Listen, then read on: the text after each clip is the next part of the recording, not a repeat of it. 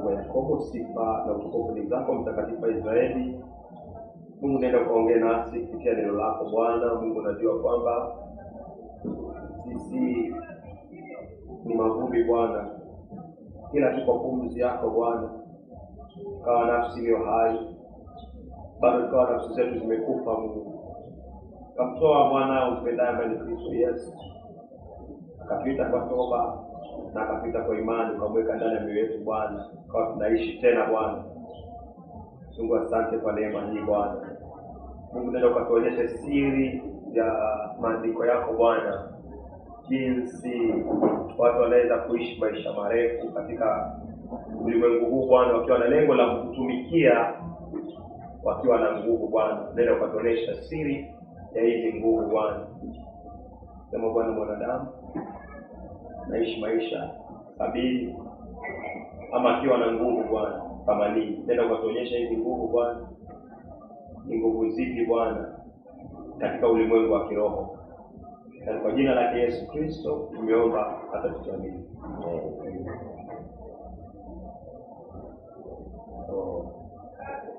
Tangalia siri ya kuishi maisha marefu ukiwa unamtumikia Mungu. Siri ya kuishi maisha marefu ukiwa unamtumikia Mungu. Ujumbe kwanza, kuna kitu nafaa uelewe, ama kuna kitu mimi pia nafaa nifahamu. Wanadamu kuanzia mwanzo walikuwa wanaishi maisha marefu sana. Naweza angalia Genesis, wanadamu walikuwa wanaishi maisha marefu sana. Na ni nini ilifanya mpaka maisha ya wanadamu yakawa mafupi? Naweza angalia Genesis 5. Genesis 5 unaweza kuanza chapter 1 ni sawa, verse 1, samani verse 1. Mwanzo 5 kuanzia mstari wa kwanza. Hii ni orodha iliyoandikwa ya vizazi vya Adamu. Wakati Mungu alipomuumba Adamu, alimfanya kwa sura ya Mungu. Alimuumba mwanamume na mwanamke, akawabariki. Alipokwisha kuwaumba, akawaita wanadamu. Adamu alipokuwa ameishi miaka 130, alikuwa na mwana aliyekuwa na sura yake, mwenye kufanana naye, akamwita Seti. Baada ya Seti kuzaliwa, Adamu aliishi miaka 800, akawa na watoto wengine wa kiume na wa kike. Adamu aliishi jumla miaka 930, ndipo akafa. Tunaona Adam anaishi miaka 930. So mpangilio wa Mungu ilikuwa mwanadamu aishi tu maisha mingi. Aishi maisha mingi. Kwa nini? Adam akiishi miaka mingi, kuko na lile neno ambalo Mungu amekadharia Adam. So kizazi kikija, generation ikija, Adam anakuwa hai, azidi kufundisha wajukuu. Adam afundishe watoto, alafu Adam afundishe wajukuu, Adam afundishe vijukuu, Adam afundishe vilembwe, Adam afundishe vilembwe kweza, viendelee. Ni moyo wa Mungu, mwanadamu akiwa na neno lake na anapoendelea kulipeana, moyo wa Mungu anataka mwanadamu aendelee kuishi ili kile kizazi ambacho kitakuja kipate kufundishwa. So ulikuwa ni moyo wa Mungu wanadamu waishi sana, kwa sababu Mungu amekutana na Adam. Adam anajua bustani ilikuwa wapi. Adam anajua siri za Mungu. So Mungu anataka Adam aendelee kuishi ili kizazi kikiendelea kuwa, Adam aendelee kukikuza, akieleza kusema niliona bustani, nilikuwa naongea na Mungu. Watu wakisikia, alafu wajukuu wasikie, alafu vile mwekeza wasikie, ina maana kuna kitu Adam atakuwa ameinput, ameweka kwa watoto. Kwa hiyo tuteleza watoto wengine, alafu habari za Mungu zitakuwa zinahifadhiwa. So moyo wa Mungu tangu mwanzo ni mwanadamu aishi maisha marefu. Lakini si maisha marefu ya dhambi. Maisha marefu ili aendelee kueleza oracle, aendelee kueleza maneno ya Mungu. Kama ueleze watoto wako habari za Mungu, mbona Mungu akupatie maisha marefu? Mbona unaomba maisha marefu? Mbona unaomba maisha marefu? Kama siwezi ongoza mke wangu, siwezi ongoza mume wangu, siwezi ongoza familia yangu kwa Yesu Kristo, then nataka maisha marefu nifanye nini? Wataka maisha marefu ya kazi gani? Kama simtumikii Mungu, mtumikii Mungu kwa uinjilisti, umtumikii Mungu kupaza sauti, umtumikii Mungu katika matoleo, ama kazi yote ile, umtumikii Mungu, then wataka maisha marefu fanye nini? So, utaona kwamba mimi tunaona kwamba niko nahitaji maisha marefu, watengwa kwa hili, Mungu nipatie maisha marefu. Lakini ukiangalia maisha yake, hakuna chochote cha kumtumikia Mungu wakati. So watu wengi wanasema hivi, Mungu nipatie maisha marefu, Mungu nijalie maisha marefu. Lakini hatujui siri ya kwa nini Mungu anampatia mwanadamu maisha marefu. Siri ni kama wamtumikia Mungu. Na Mungu anaona nikimtoa huu mpendwa hapa sasa hivi, nimtoe Sam duniani, nani yuko tayari kushikilia hii kazi ya Sam? Then Mungu anaona hakuna mtu ambaye yuko tayari. Mungu anasema Sam endelee kuishi. Mungu anaona maiti ameshika hii. Sasa nikimuondoa huyu maiti akifa sasa hivi, nani atakuwa anamhubiri Yesu? Venye Mungu anamtumia maiti. Nani atakuwa anaandika vitabu vyote ambavyo Mungu anamtumia maiti? Mungu anaona hakuna mtu ambaye yuko tayari. Wengine waandike vitabu. Mungu anasema basi acha nimwachie maiti aendelee kuishi. So, yako uelewe hata kama unaandika vitabu, hata kama unamtumia Mungu kwa njia yote ile, Mungu anataka uelewe akona kiu ya kukupatia maisha marefu. Akona kiu ya kunipatia maisha marefu. Kudepend vile namtumikia, na pia lazima iwe inatoka kutoka kwa moyo wako. Hiyo unaomba ni petition. Ni ombi na kwa wewe ombi lako naomba hivyo. Inaweza kuwa mtumikia Mungu lakini moyo wako uko, mimi nataka niondoke hapa niende nikakae na Yesu Kristo. Mungu atakupatia maisha mafupi venye unataka na utaenda kukaa na Yesu Kristo.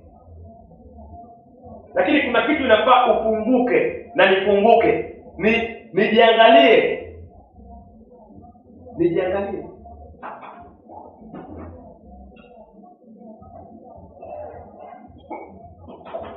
Kwa sababu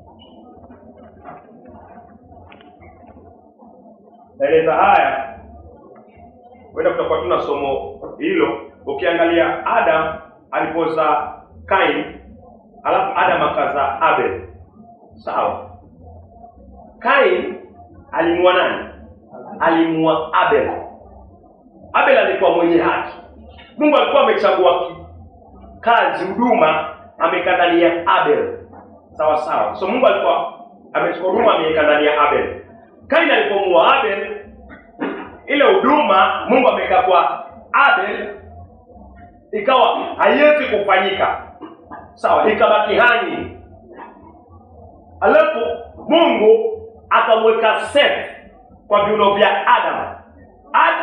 Adam akimzaa Seth, Adam anasema, Eve anasema, Wazloko anasema Seth ni amemreplace nani? Abel. Sawa? So, ile kazi ya Abel alikuwa afanye mwenye haki Abel, Seth amemreplace. Replacement inamaanisha kama mnacheza mpira, mmoja akaumia, akatolewa, alafu mwingine akafanya nini? Akaingia, aendeleze ule mpira. Seth alipoingia katika kiatu cha Abel, Seth wakati alipomzaa Enosh, maandiko yanasema kulikuwa na revival. Yaani watu wakaanza kumuita jina la Bwana. Ilikuwa ni kazi ya nani? Ya Abel. Ilikuwa ni kazi ya Abel. Abel alikuwa mwenye haki, yes. Abel angeongoza watu kwa njia yake, ndio kabisa. Abel angeongoza kizazi chake. Abel ndiye alipokea moyo wa babake. Na alipokea moyo wa Mungu Abel. Lakini Kain akamuondoa. Sasa maisha ya Abel yakawa mafupi. Lakini Mungu anasema pana, hii huduma haiwezi kufa. Sasa nitamleta Seth. Seth maandiko anamuita amemreplace. Anaitwa replacement ya Abel. Seth inamaanisha hivi. Acha tuangalie huu moyo. Hata nikutukuleta moyo kwa uwezo wa Mungu. Uangalie moyo wa Mungu ni mtu anayemtumikia. Mungu hataki kumuondoa. Mungu anataka aendelee kukaa. Hatuatari kuondoka. Mungu anataka hii huduma iende kwa mtoto wake. Mtoto wake aiendeleze. Akiendelea mtoto wake akimaliza akitaka kufa, Mungu anachukua ile huduma anaweka kwa mjukuu wa huyu baba. Iendelee. Hata tuangalie hii siri kabla tuangalie hii siri. Tunaweza angalia maisha venye watu walikuwa wanaishi maisha marefu. Tunaweza angalia Genesis 5. Unaweza soma mstari wa 8. Mwanzo 5 mstari wa 8. Sethi aliishi jumla ya miaka 912 ndipo akafa. Sethi aliishi miaka 912. So Sethi yuko sawa na Mungu. Tumeangalia muda si mrefu. Mbona Mungu anampatia maisha marefu 912? Kwa nini? Kwa sababu Sethi alipomza Enosh, ulimwengu ulitingishwa. Sethi alianza kufundisha watu yale ya babake Adamu, yale ambayo Mungu alikuwa amemnong'oneza Adamu. Sethi alianza kufundisha watoto wake na wale ambao majirani walikuwa karibu, kiasi kwamba watu ambao walikuwa pale karibu wanasikiza roho wa Mungu kwa Sethi.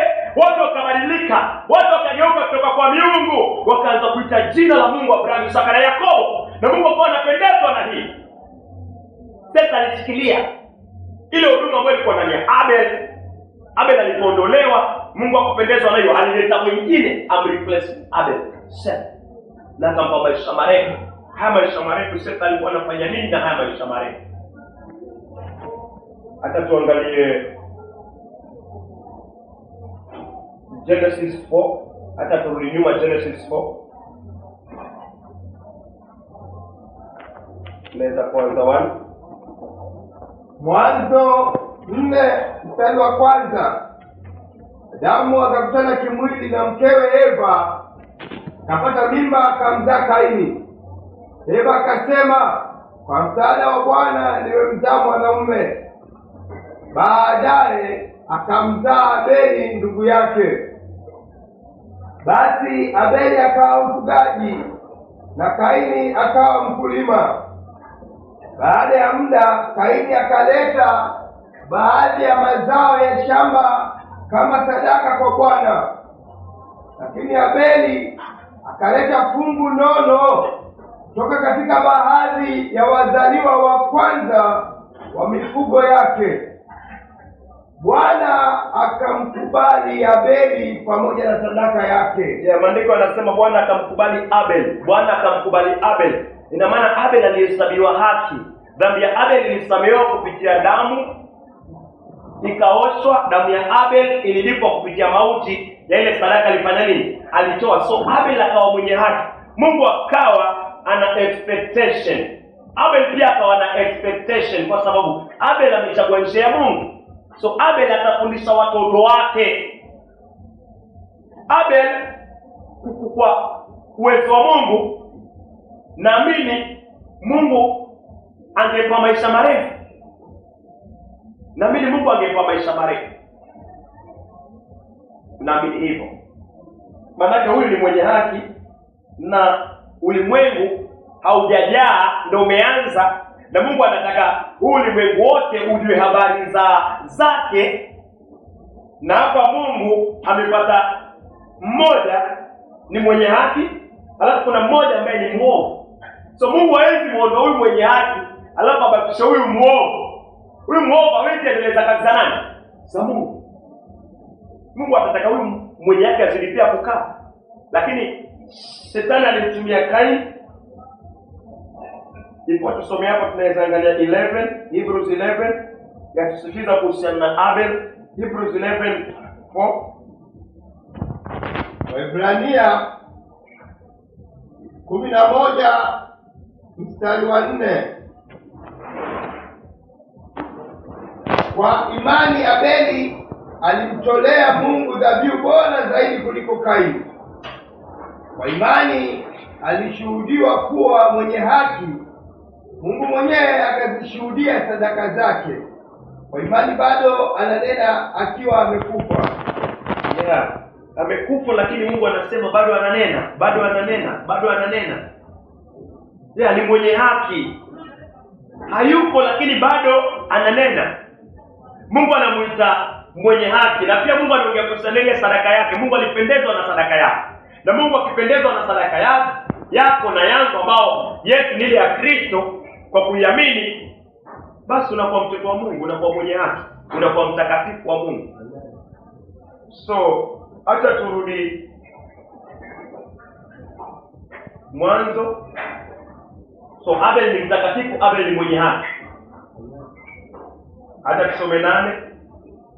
Mwanzo 4:8. Asante. Mwanzo 4:8. Basi Kaini akamwambia ndugu yake Abeli, twende shambani. Walipokuwa shambani, Kaini akamshambulia Abeli ndugu yake, akamuua. Kaini akaua nani? Akamuua Abel. Mungu hajataka Abel afe katika hiyo tai ya ole kitu kimoja. Watu wengi wanasema wanaelewa saa zingine vibaya maandiko kwamba mimi naweza ishi. Ni kweli uweza kuishi mradi Mungu anataka uendelee kuishi, lakini pia kuna kitu ambao yafaa uelewe. Uweza pia kuuawa, uweza kuuawa na ukafa na ikawa hivyo. So Mungu hajapanga Abel, licha kwa kila kitu kiko kwa mpangilio wa Mungu. Mungu anaruhusu, anaweza ruhusu tunaikawa. Lakini nikiangalia hapa kwamba Kain anakuwa sababu ya kumuua nani? Ya kumuua Abel. Mungu anamwambia Kain, nataka umuondoe Abel. So Kain akona moyo mchafu, shetani yuko ndani yake, alafu anaamka tu anamchukua ndugu yake. Mungu anamhubiria Kain, anamhubiria, alafu anaamka tu anafanya nini? Anamuua Abel. Ya Mungu ameruhusu. Mungu anaweza zuia na anaweza ruhusu, lakini kila wakati nisiwe na huu moyo kwamba hata nikukutana na waizi, hata nikiingia kwa grupu mbaya, hakuna. Utakufa katika hiyo grupu, utakufa. Hiyo ndio inafaa iwe ndani ya moyo wako, kwamba mimi eti naweza ingia katika njia mbaya na siku zangu hazijafika, sitakufa. Usiwahi kudanganyika hivi. Yuko mfalme ambaye anaitwa Josiah aliingia kwa vita ambavyo havikuwa vinamuhusu. Aliingia kwa vita ambavyo havikumuhusu. Hakumwambia Mungu kuhusiana na hivi vita niingie ama nisiingie.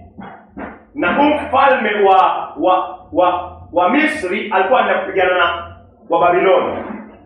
Josiah ni mfalme wa Yuda, akawa anaingilia ampige vita huyu wa Misri. Huyu wa Misri akamwambia, ondoka njiani kwangu, mimi sina vita na wewe. Mimi naenda kumpiga huyu wa Babiloni. Niache niende nikampige huyu, nimetumwa na Mungu na nichelewesha. Josiah kusikia, akajivalisha, akavua nguo za kifalme, akaingia kwa vita. Alipigwa mikuki na akauawa. Faona? Na akafa, na wakaomboleza kweli Yuda, kwa sababu Mungu alikuwa amemtumia zaidi, na akafa. Kwa hiyo so nisiwe na moyo kwamba naweza ingia katika hatari, na kwa sababu naamini Mungu anajua siku yangu, anajua tarehe yangu, na nikatoka mzima. Usiwe na huo moyo. Hiyo ni kiburi. Licha kwa kila kitu Mungu ana control, lakini Mungu anaangalia post ya moyo wako na moyo wangu. Na Mungu pia anaweza pendezwa ufe. Uwe mfano kwa wale ambao watakuja. Uwe mfano. Mungu anaweza ruhusu hata damu yako imwagike, ya Abel ilimwagika na ya Abel ikawa inaongea. Alafu Mungu anaruhusu damu ya Yesu pia ifanye nini? Imwagike, iongee mema zaidi ya hii ya Abel. So Mungu anaweza ruhusu Abel hata afe. Licha kwa si Mungu anasema Kain muue Abel. Lakini Mungu anaweza kuruhusu, okay sawa, ifanyike. Alafu kupitia damu yake ikilia, Mungu ana damu nyingine ya Yesu Kristo iliye vyema kuliko hii ya Abel. So hii ina maana sifai nijiamini katika hali yoyote ile. Kama mfalme ambaye anaitwa Yosia alisema Mungu yuko na mimi na atanipigania, nitaingia na nitatoka katika hivyo vita nikiwa haki. Si hivyo. So Kaini akamua Abel, amemua mwenye haki na ameua huduma ambao ilikuwa iendelee, ameiua. Then moyo wa Mungu ni Abel alikuwa aendelee kukaa. So Mungu atafanya nini? Mungu atatafuta mtu ambaye atamreplace Abel, ili huduma ambayo ilikuwa ndani ya Abel ipate kufanya nini? Ipate kuendelea. Maandiko yakisema Abel alikuwa amekufa lakini bado ananena. Hii inaweza angaliwa kwa mifano mingi sana. Mfano, kuna mtu kama Said anahubiri Injili. Baba anahubiri Injili, alafu kuna watoto. Alafu inatokea baba anakufa. Mungu anainua kwa wale watoto. Mmoja anakuwa na mzigo wa baba. Unaona? Baba alikuwa anajenga kanisa. Alikuwa na makuti. Mungu anampa moyo huyu mtoto. Huyu mtoto anachukua mzigo wa baba, anakuwa na mzigo. Anafanya kazi nzuri kabisa zaidi ya ile ya baba. Kumbe yule moyo wa baba kumbe alikuwa anataka vile. Lakini hakuambia ataweza. Lakini baba alikuwa na moyo huo. Lakini sasa akifa huwa anasema Mungu sasa ile huduma, Mungu sasa vile vitabu, Mungu sasa wale washirika, Mungu wale kondoo. Mungu anainua mtumishi mwingine ambaye kwa hili ombi na huyu baba aliyekufa, huyo mtu analifanya. Waelewa? So Mungu anaangalia hiyo yote. Mungu ana value huduma iendelee. Mungu anataka huduma iendelee. Hata tuangalie kile ambacho Mungu alifanya, tukiangalia mstari wa Genesis chapter 5. Naweza soma chapter 3. Genesis chapter 5 verse 3. Mwanzo 5 mstari wa 3. Adamu alipokuwa ameishi miaka 130, alikuwa na mwana aliyekuwa na sura yake mwenye kufanana naye, akamuita Sethi. Sethi Adam anamzaa. Alafu maandiko anasema Sethi anafanana na sura ya Adam. Sethi ana umbo la Adam. Kwa nini sura ya Adam? Adam alipoasi, Adam alipata toba. Waliweza kutoa mavazi ya majani, alafu wakaweza kufunikwa na vazi la nini? La mnyama. So Adam, ukiangalia kitabu cha Luka 3, Adam ni mwana wa Mungu. Adam hakufa akaingia jehanamu. Adam alipata wokovu. So maandiko yakisema Sethi ana sura ya Adam na ana umbo la Adam, kwa njia moja Sethi anazaliwa kama mwanadamu mwenye dhambi yote yule. Lakini kwa njia nyingine Adam hapa tayari ashapata wokovu. Adam aliokoka bustanini mwa Edeni. Mwanzo 3 mstari wa 21. Walipoanguka Mungu alichinja mwana kondoo. Damu ikamwagika, alafu mauti yakafanyika. Mungu akafinika uchi wa Adam. Adam akitolewa kwa bustani ya Edeni, anatolewa kwa sababu ni punishment. Lakini Adam tayari nafsi yake imeokoka. Adam tayari yuko kwa ukoo wa Yesu Kristo. Ukiangalia Luka 3, unaweza soma 30. Luka 3 unaweza kuanza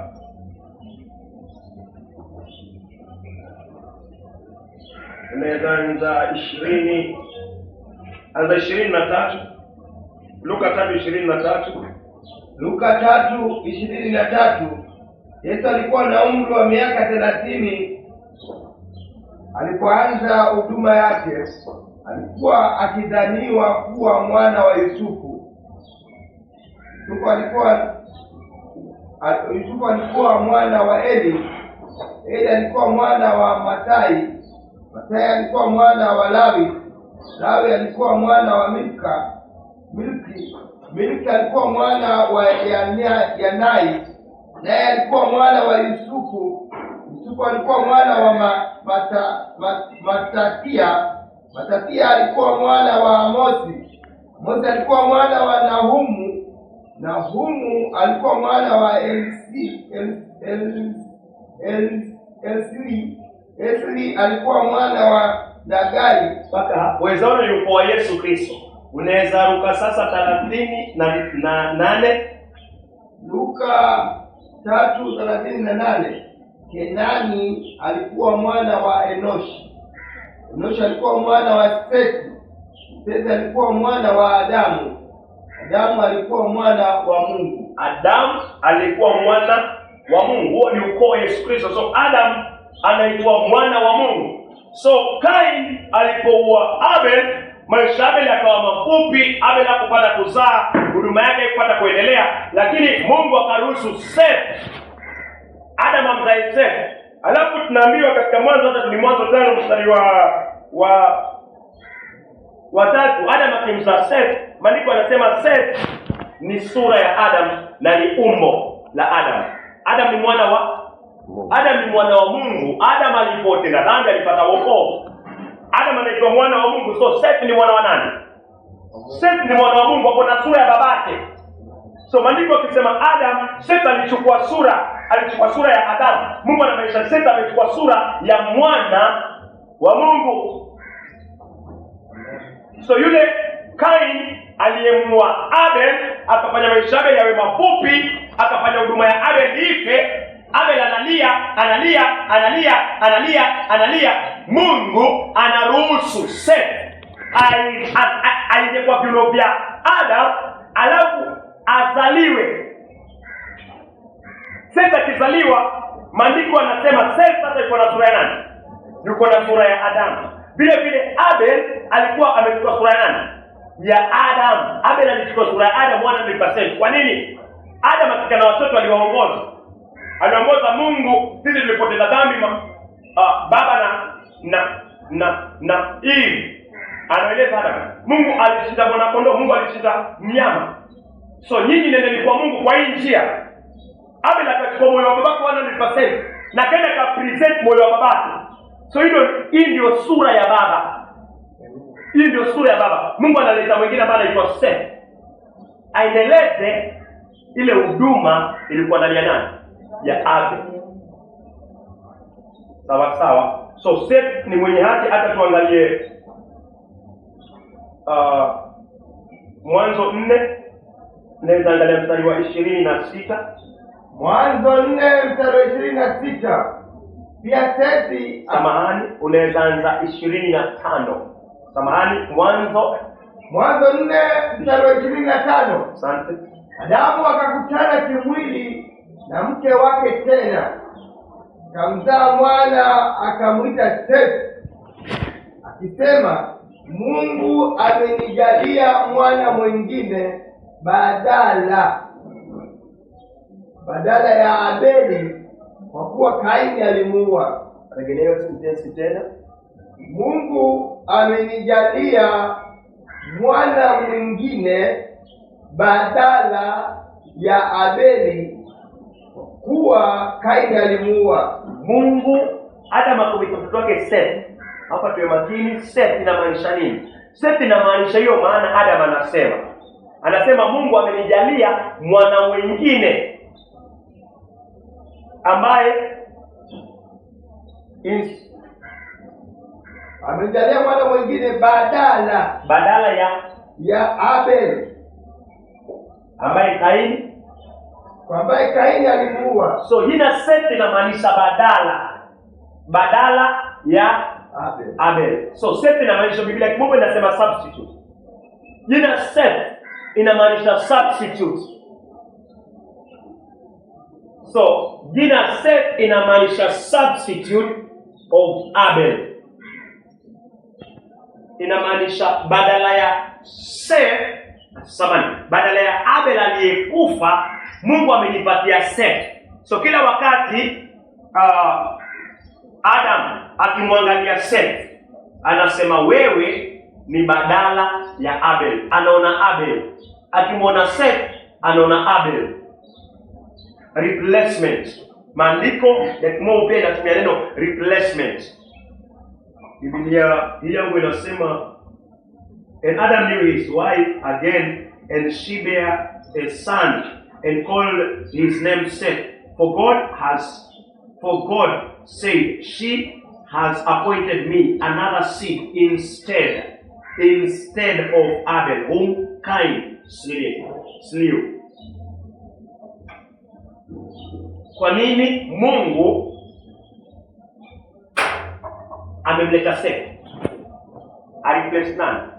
Abel. Kwa nini aliplace Abel? Kwa sababu Abel alikuwa mwenye haki. Ile huduma ilikuwa iendelee kwa miaka mingi. Kain alifanya nini? Shetani ndani Kain alifanya nini? Alizuia. Sasa moyo wa Mungu ni anamleta mwingine ili aendelee kukaa sana, afanye ile kazi ambayo yampendeza moyo wa nani? Wa Mungu. So moyo wa Mungu imetuleta mpaka huku. Moyo wa Mungu ni kwamba wanadamu waishi maisha marefu ili waendeleze oracle zake, waendeleze kupeana habari zake kwa kizazi hadi kizazi. So moyo wa Mungu si mwanadamu aishi maisha mafupi. Moyo wa Mungu ni mwanadamu aishi maisha marefu. Kizazi baada ya kizazi impact kizazi, generation kwa generation impact. So hata tusome 26 Genesis 4:26. Mwanzo 4:26. Pia Sethi akamzaa mwana akamwita Enoshi. Wakati huo watu wakaanza kuliita jina la Bwana. Wakati gani watu walianza kuliita jina la Bwana? Wakati Sethi akamzaa Enoshi. Wakati Sethi alipata mtoto akamwita Enoshi.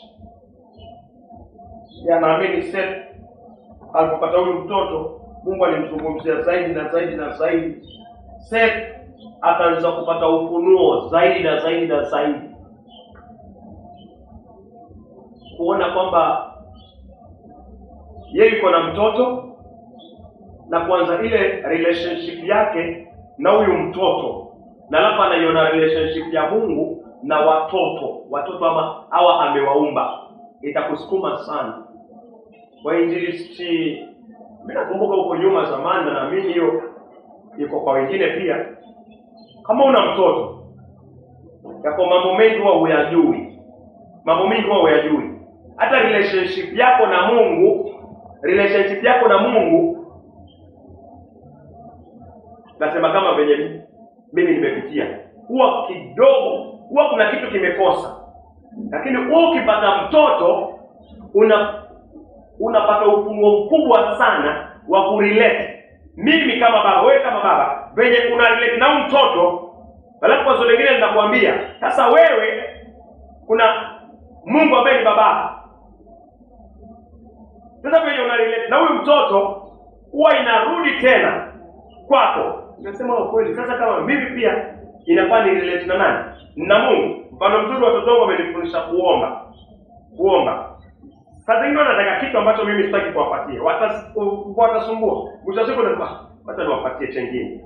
Na watafutia chengine na wapatie.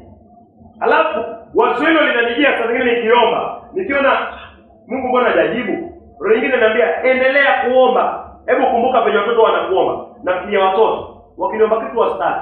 Lakini wakiniomba na watafutia chengine na wapatie. Basi mimi pia nilikuwa nimuombe Mungu hivyo kama watoto wangu. Basi inakuwa hivyo, endelea. Huwa inanisukuma. Inaonyesha relationship yangu. Na mwisho siku Mungu anatenda. Hata kama si penye nimeomba, anaitenda na njia nyingine. Ukipata mtoto, huwa kuna relationship. Mfano nyingine ni ukuwa una mtoto, alafu aanguke kwa maji. Aanguke pale pele. Na ni mtoto wako. Haujui kuogelea. Utafanya nini? Utaingia, ndio utatafuta float nataka uingie. Sawa. Mfano unajua kuogelea. Mtoto ameingia pale. Utafanya nini? Utaruka hapo haraka sana, si ndio? Maana kama utaruka mtoto atafanya nini? Atakufa. Hiyo relationship. Sasa geuka, angalia Mungu Baba yuko na watoto wake, ambao watoto wanazama kwa ziwa la moto. Ufunuo 21:8. Wanazama kwa ziwa la moto na Mungu yuko mbinguni. Licha kwa kila mahali, lakini kwa sasa Mungu hawezi kushuka, yuko mbinguni, mbingu ya tatu. Mungu anakuangalia wewe ambaye umepata ufunuo kwamba vile mtoto wangu akiingia kwa maji sitachelewa. Sitaambiwa hey, siuruke kwa maji usaki. Wewe mwenyewe haraka uokoe nafsi ya mtoto wako. Then Mungu anakuambia pia yeye ni Mungu, yuko juu mbinguni na yuko na watoto wengi, na wengi wao wako katika ziwa la moto spiritually. Sasa nakutubia wewe mwinjilisti, nenda ukaitoa watoto watoe. So ukienda kufanya mwinjilisti unafanya na another revelation kwamba hawa watoto hawa ni viumbe vya Mungu. Vile siwezi ruhusu mtoto wangu aingie maji na nimwangalie ni venye wezi zuia kahaba anapotea kwa ukahaba, kwa uzinzi, kwa pombe, alafu nasimama na muangalia. Hauwezi kufanya hivyo. Utashout, utamhubiria kwa uwezo wa Mungu. Utamwambia atubu, atoke katika ziwa la moto. Hiyo inamfurahisha baba ambaye ni nani? Mungu. Uone hiyo relationship. Wewe nenda iflow. Alafu utapata inakusukuma.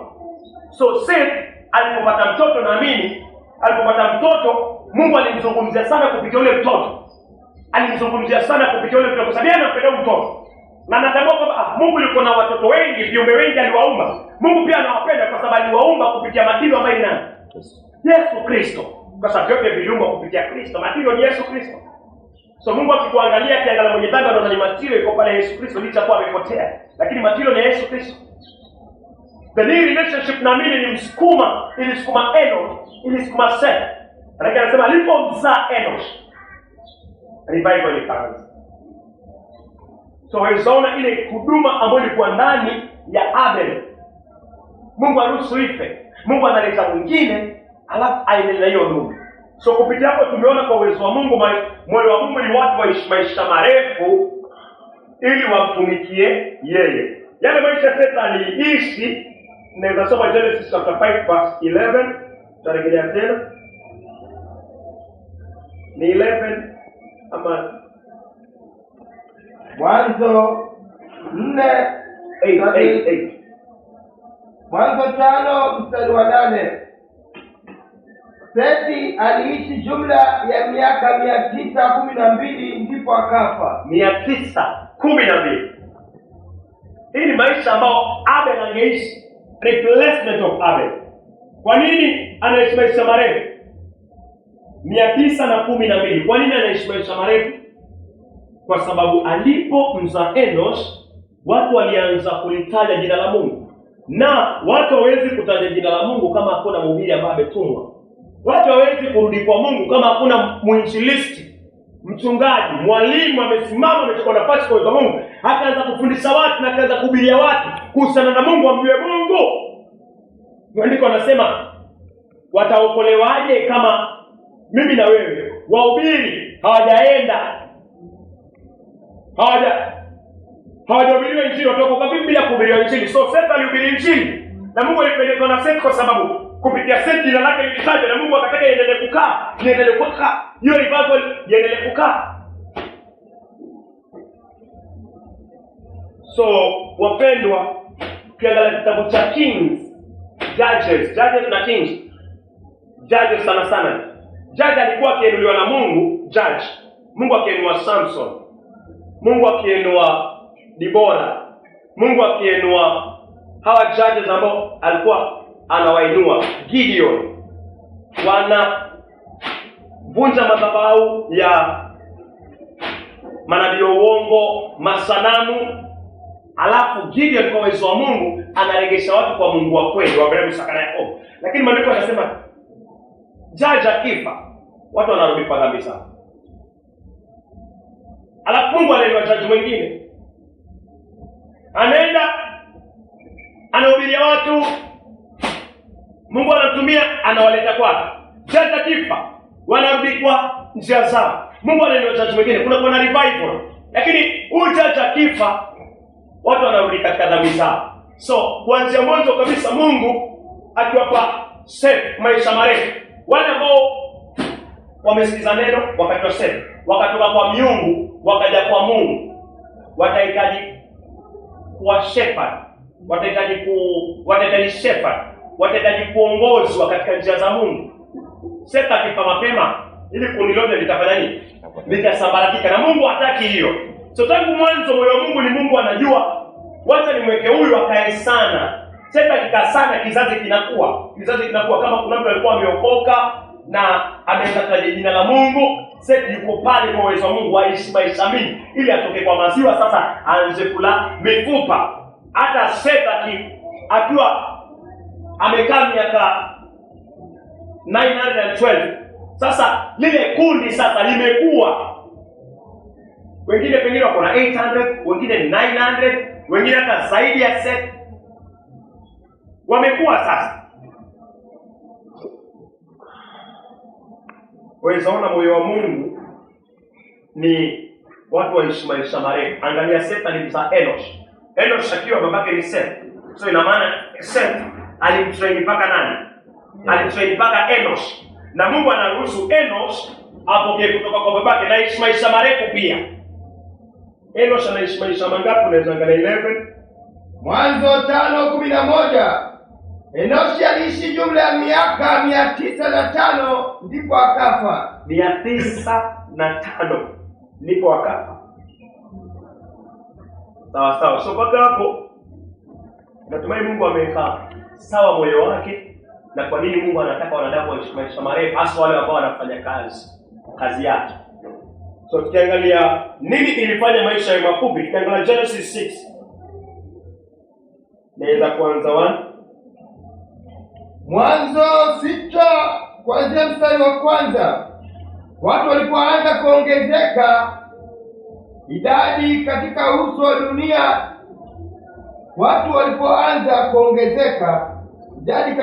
wa dunia, na watoto wa kike wakazaliwa kwao. Wana wa Mungu wakawaona kuwa hao binti za wanadamu walikuwa wazuri wa sura, wakaoa yeyote miongoni mwao waliyechagua. Mstari wa 3. Ndipo Bwana akasema, roho yangu haitashindana na mwanadamu milele, kwa kuwa yeye ni wakufa, siku zake zitakuwa miaka 120. Mwanadamu alipoingia katika dhambi, mwanadamu akaanza kuishi maisha machafu. Mwanadamu akaanza akatoka kwa mpangilio wa Mungu. Then Mungu akaona mwanadamu sasa anifai kitu. Kwa nini endelee kukaa maisha marefu? Aendelee kutenda dhambi. Wakumbuka Adam alipoanguka, Mungu alisema Adam asiruhusiwe kula kwa mti wa uzima ili aishi maisha marefu, na kizazi chake kikizaliwa kitakuwa chenye dhambi, kitakuwa kinanyosha mkono katika mti wa uzima, watakuwa naishi maisha marefu katika dhambi. Mungu anasema there is no need. Kutoka 900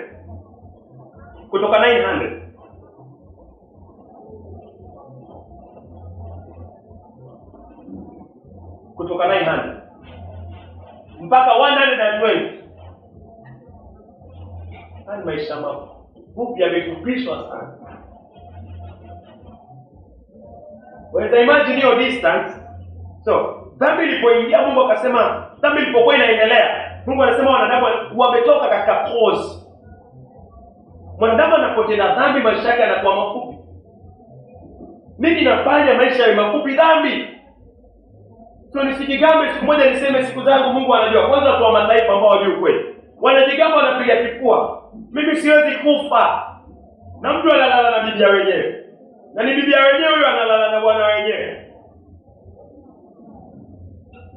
Mwingine anachukua chumvi, anachukua maji, anasema hata mrasha niingie, mimi sitapata ukimwi. Chukua maji na chumvi, anahitaji ile pesa, na naomba Mungu amsaidie, mrasha akiingia ukimwi ndani utajinyonga. Ya watu wanafanya hivyo, kuna vituko. Wajua tayari wana ukimwi. Niko na shida, Mungu anajua niko na hii. Bala mmoja alikuwa anasema hivyo, niko na hii. Mungu anajua. Hata nikilala naye nataka ile pesa, lakini sitaki nini. Hata kama na ukimwi, Mungu atauzuia huko. Anajaribu na anachomeka na ukimwi sasa hivi.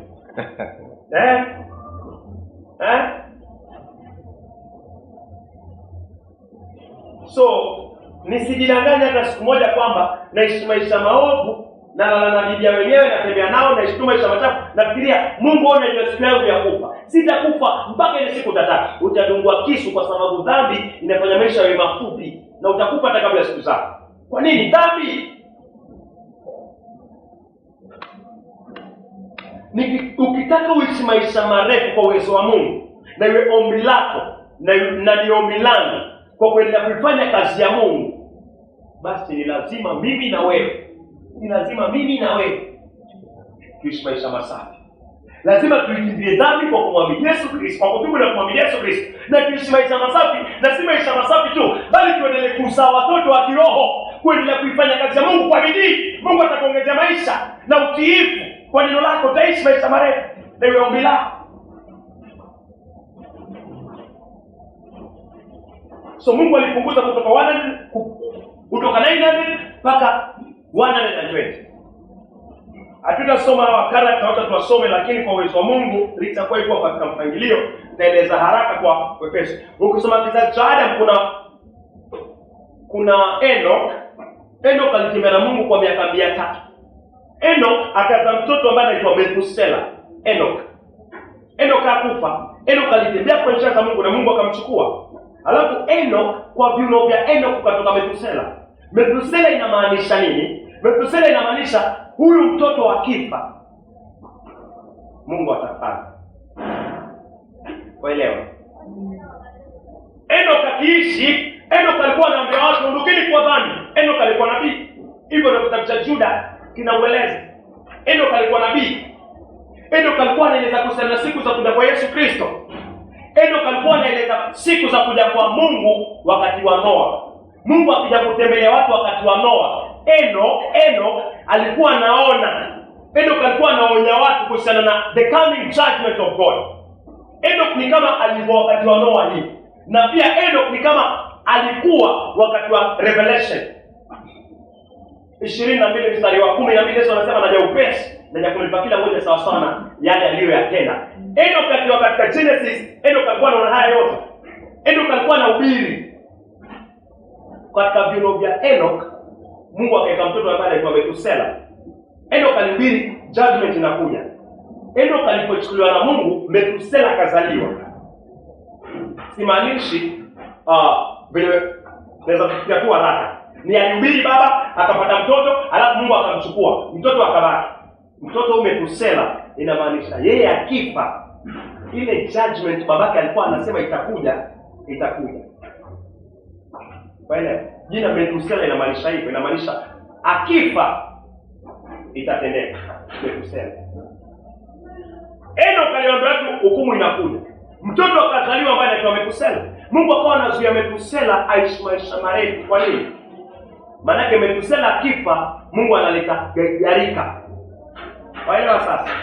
Methuselah akifa, Mungu analeta gharika. Methuselah akazaa Lameki akazaa Noah. Waelewa? Methuselah akifa, gharika inakuja. Amini usiamini, ni somo ambalo tutakuja kuliangalia. Ile miaka Methuselah aliishi ni 969. Amini usiamini, tutakuja kuangalia kwa muda. Ile time Methuselah alikufa ndio the same year gharika ilikuja.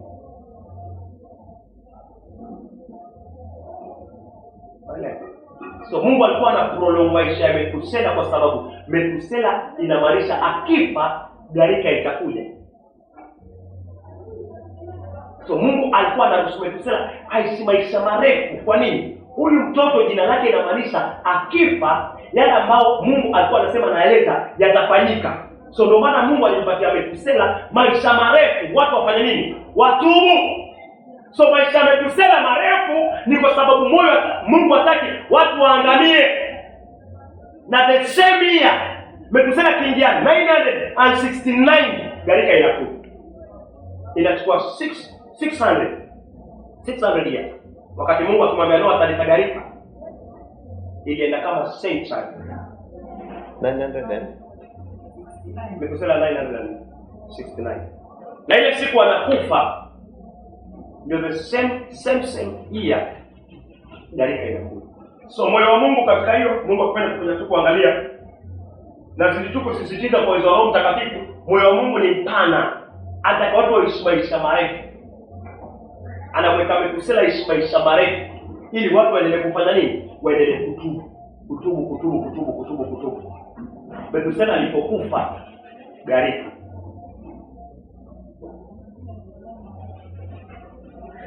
So Mungu akipenda hilo tutakuja tu kuliangalia, lakini nimesukuma tu kwa uwezo wa Mungu ulifahamu, alafu uzidi tu kuangalia moyo wa Mungu.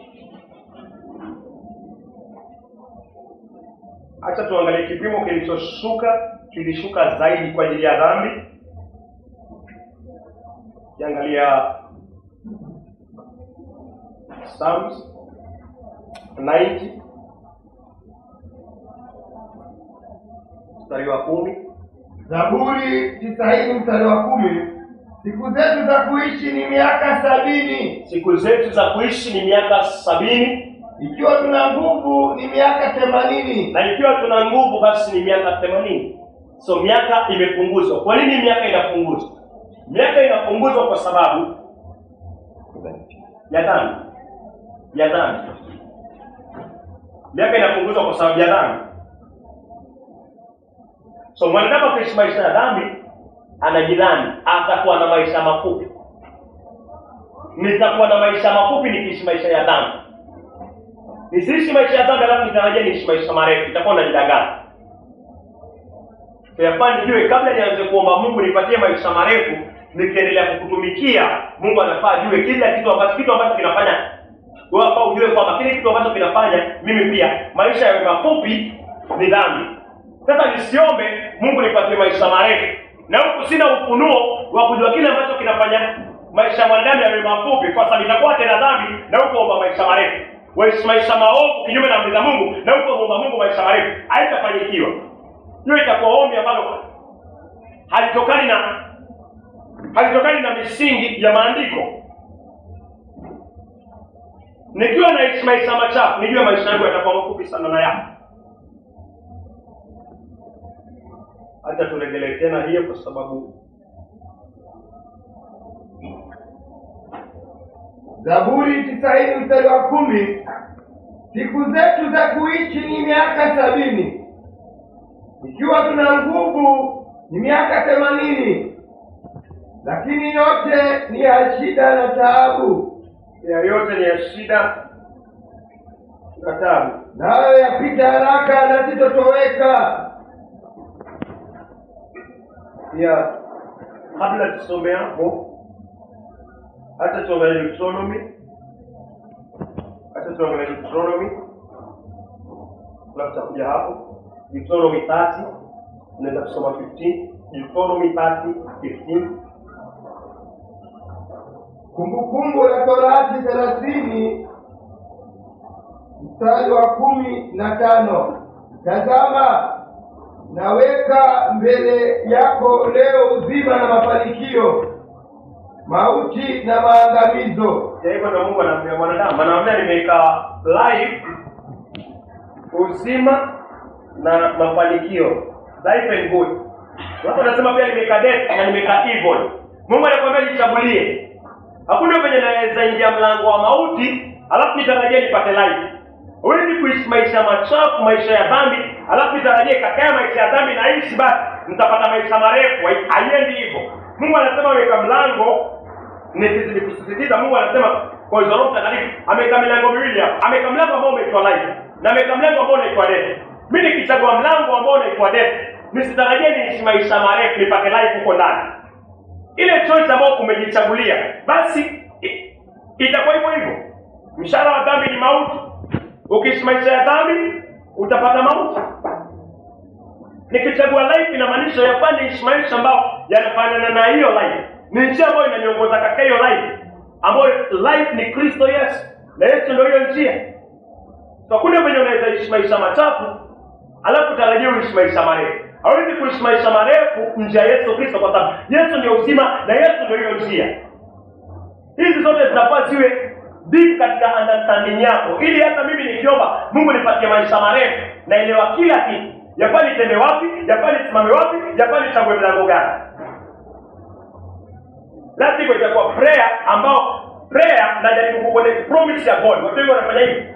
Wanasema I will not die, I will live Makanisa mengi yako hivi, I will not die, I will live to see the goodness of God. Na kwa uzinzi na bwana wao wenyewe. Na watu wanasema yes, live, I will live, nitaishi, sitakufa, nitaishi. Uko kwa uzinzi, toka kwa uzinzi. Unajaribu kuacha Biblia. Ni neno, ni promise ambayo unajaribu kuichukua, ni lazimishe. Wakati misingi haina misingi. Umechagua, Mungu anasema nimeka life na nimeka death. Umechagua death, alafu unasema huu mlango na uzima. Hapa nitapata uzima. Wamlazimisha Mungu akupatie uzima ndani ya mauti. So unakuta kuna promise ziko sawa, lakini posture ya moyo, hizi promise ziko na condition. Na lazima kwa uwezo wa Mungu kupitia Roho Mtakatifu na neno lake, hizi conditions ziwe fulfilled ndani yangu na ndani yako. Ya Mungu anasema hivyo. Mtu ambaye anafaa aseme I will not die, I will see the goodness of God. Ni mtu ambaye tayari anaishi maisha masafi na yuko ndani ya Yesu Kristo na anaendelea kufanya kazi za Yesu Kristo. Huyo akisema hivyo, hiyo promise ni yake na itakuwa sawa. Mtu ambaye yuko kwa mlango wa life. Maana tuko pamoja. Kwa hivyo soma verse, tumesoma Deuteronomy 30 verse 15. Acha tuangalie 19 na 20. Kumbukumbu la Torati 30:19 mpaka 20. Anza 18. Kumbukumbu la Torati 30:18 kuteremka. Na kutangazia leo hii kwamba hakika utaangamizwa, utaishi maisha. Na kutangazia leo hii kwamba hakika utaangamizwa, utaishi maisha marefu katika nchi unayovuka Yordani kuingia na kumiliki. Leo naziita mbingu na nchi kama mashahidi dhidi yako, kwamba nimeweka mbele yako uzima na mauti, baraka na laana. Basi sasa chagua uzima, ili wewe na watoto wako mpate kuishi. 20. Na ili upate kumpenda Bwana Mungu wako, uisikilize sauti yake na kuambatana naye. Kwa kuwa Bwana ndiye uzima wako, atakupa wingi wa siku ili upate kuishi katika nchi aliyoapa kuwapa baba zako Abrahamu, Isaka na Yakobo. Bwana ndiyo uzima wako, naye atakupa. Kwa kuwa Bwana ndiye uzima wako, kwa kuwa Bwana ndiye uzima wako, na atakupa wingi wa siku. Atakupa wingi wa siku. Atakupa wingi wa siku. Hapo kuna condition. Unaweza anza verse 17. Kumbukumbu la Torati 30:17. Lakini kama moyo wako ukigeukia mbali, ukawa una utii. Moyo wako ukigeukia mbali, ukawa hautii Mungu, hautii amri zake. Kama umevutwa kuishuhudia miungu mingine na kuiabudu. Hiyo inamaanisha ukianza kuvunja amri za Mungu. Na kutangazia leo hii kwamba, kwambia ukiendelea kuvunja amri zake, anakwambia na kutangazia leo hii kwamba hakika utaangamizwa. Mungu ananiambia mimi hakika nitaangamizwa. Wakati gani naangamizwa? Wakati naanza kugeuka kutoka kwa amri zake. Mungu ananiambia usizini. Na kuanza kuzini, Mungu ananiambia wewe tayari wakati wote unaweza kuangamizwa, wakati wote unaweza kufa. Unapoenda kinyume na amri za Mungu, usiseme mimi najua siku ambayo nitakufa. Wakati umeenda kinyume na amri za Mungu, tayari uko tayari kufa wewe. Waelewa? Mungu anasema mtakapoenda kinyume, mtakapoanza kwenda kwa waganga, katika hiyo njia tayari uko katika njia ya kufa. Na wakati wote hata ukifa, maandiko yako tu sawa. Maandiko yako sawa. Sisi Mungu anajua siku zangu. Mungu anasema anajua siku zako ndio, lakini anakwambia pia katika hizo siku zako nimekuwekea. Ukigeukia miungu mingine, ukivunja amri zake, Mungu anakwambia utaangamizwa. Ina maana nikienda kinyume na amri za Mungu, nastahili kufanya nini? Kuangamizwa hata hapo. Na kutangazia leo hii kwamba hakika utaangamizwa, Hautaishi maisha marefu katika nchi unayovuka Yordani kuingia na kuimiliki. Mungu anakuhakikishia, ananihakikishia. Leo pia nilikuwa naenda kinyume na amri zake, spiritual laws. Ni zile amri 10 tumeandikwa katika mioyo yetu na mind zetu. Nikiwa naenda kinyume nazo, nijue kabisa kama naomba Mungu nipatie maisha marefu nikutumikie katika ulimwengu huu. Basi hapa nijue lazima nisiende kinyume na amri za nani? Za Mungu. Lazima niwe karibu na amri za Mungu, kwa sababu Mungu anasema ukienda kinyume na hizi amri utapotea. Nitakupunguzia hata siku zako.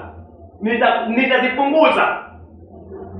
Haujui uko na ngapi, sijui niko na ngapi.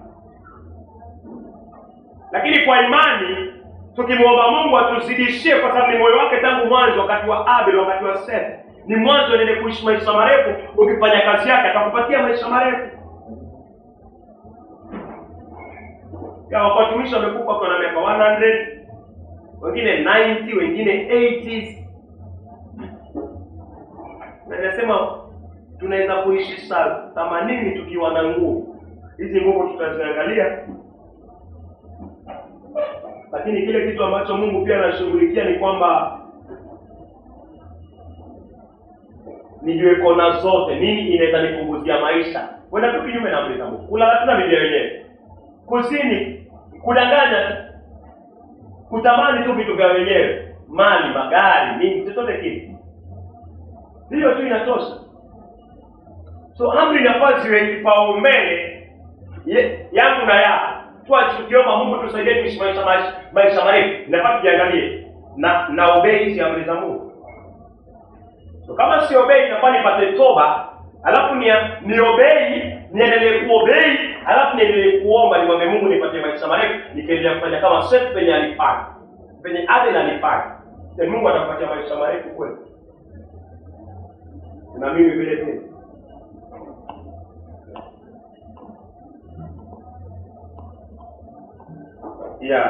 Acha tuangalie sasa kitabu cha Psalms 90 verse 10. Zaburi 90 mstari wa 10. Siku zetu za kuishi ni miaka 70. Ikiwa tuna nguvu ni miaka 80. Lakini yote ni ya shida na taabu, nayo yapita haraka na zitatoweka. Ikiwa tuna nguvu. So Mungu anasema miaka yetu ni 70. Lakini kuna neno linaongezwa hapa. Alafu katika neno hili niliangalia sana, ikiwa tuna nguvu miaka 80. Anamaanisha miaka ya mwanadamu ni mpaka hapa 70. Lakini kama tuko na nguvu, hizi nguvu tunataka tuziangalie. Nende kuna wengine wameenda mpaka 100 kwa uwezo wa Mungu. Ikiwa tuna nguvu, Mungu anasema tutapita hicho kipimo. Sawa sawa. So Mungu anasema wewe ni 70, mimi ni 70, na tuelewa si lazima uwe katika hiyo hesabu ya 70 to 80. Unaondoka 40, 30, 20, hata 0. Inawezekana. Lakini kwa sababu Mungu ni neno lake, na moment akikupatia ufahamu na nipatie ufahamu, Mungu ananiita na anakuita kwa maisha marefu. Wewe umfanye kazi. Ndio anapatia ile somo kwamba hapa kwa tukiwa tuna nguvu, one inamaanisha nguvu za mwili.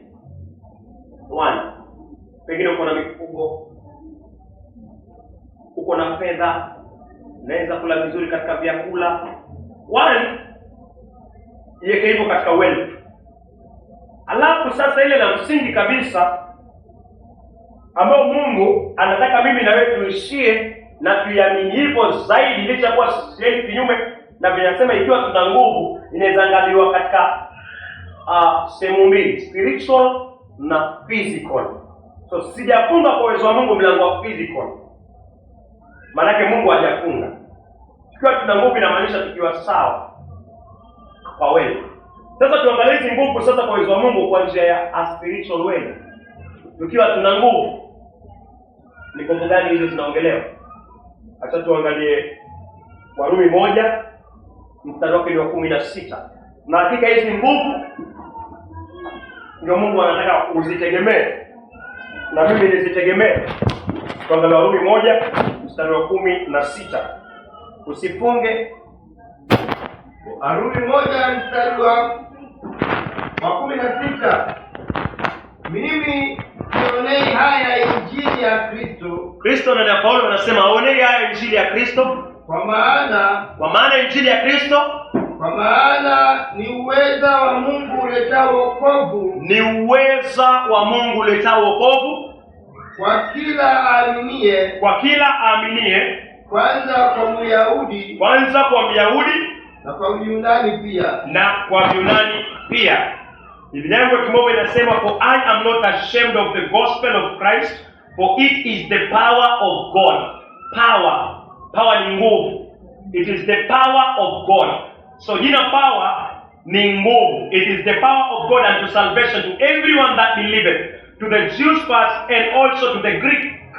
So Biblia ya kimombo from King James tukitranslate directly, yani moja kwa moja, hii neno power of God. Gospel, injili ni power. Injili ni nguvu ya Mungu. Sawa. So Romans chapter 1:16 tunapata kuona kwamba injili ni nguvu ya Mungu. So tukirudi Zaburi 90:10. Zaburi 90:10. Siku zetu za kuishi ni miaka 70. Siku zetu za kuishi ni miaka 70 ikiwa tuna nguvu. Ikiwa nitakuwa na nguvu. Nguvu ni nini? Power. Nguvu ni injili. So anasema yako ni 70. Utaishi unafaa 70 uondoke kwa uwezo wa Mungu na neema. Lakini sikiza hii. Kama utakuwa na nguvu, waamuzi zitafute hizi nguvu. Kama utakuwa na nguvu, utaenda mpaka miaka 80.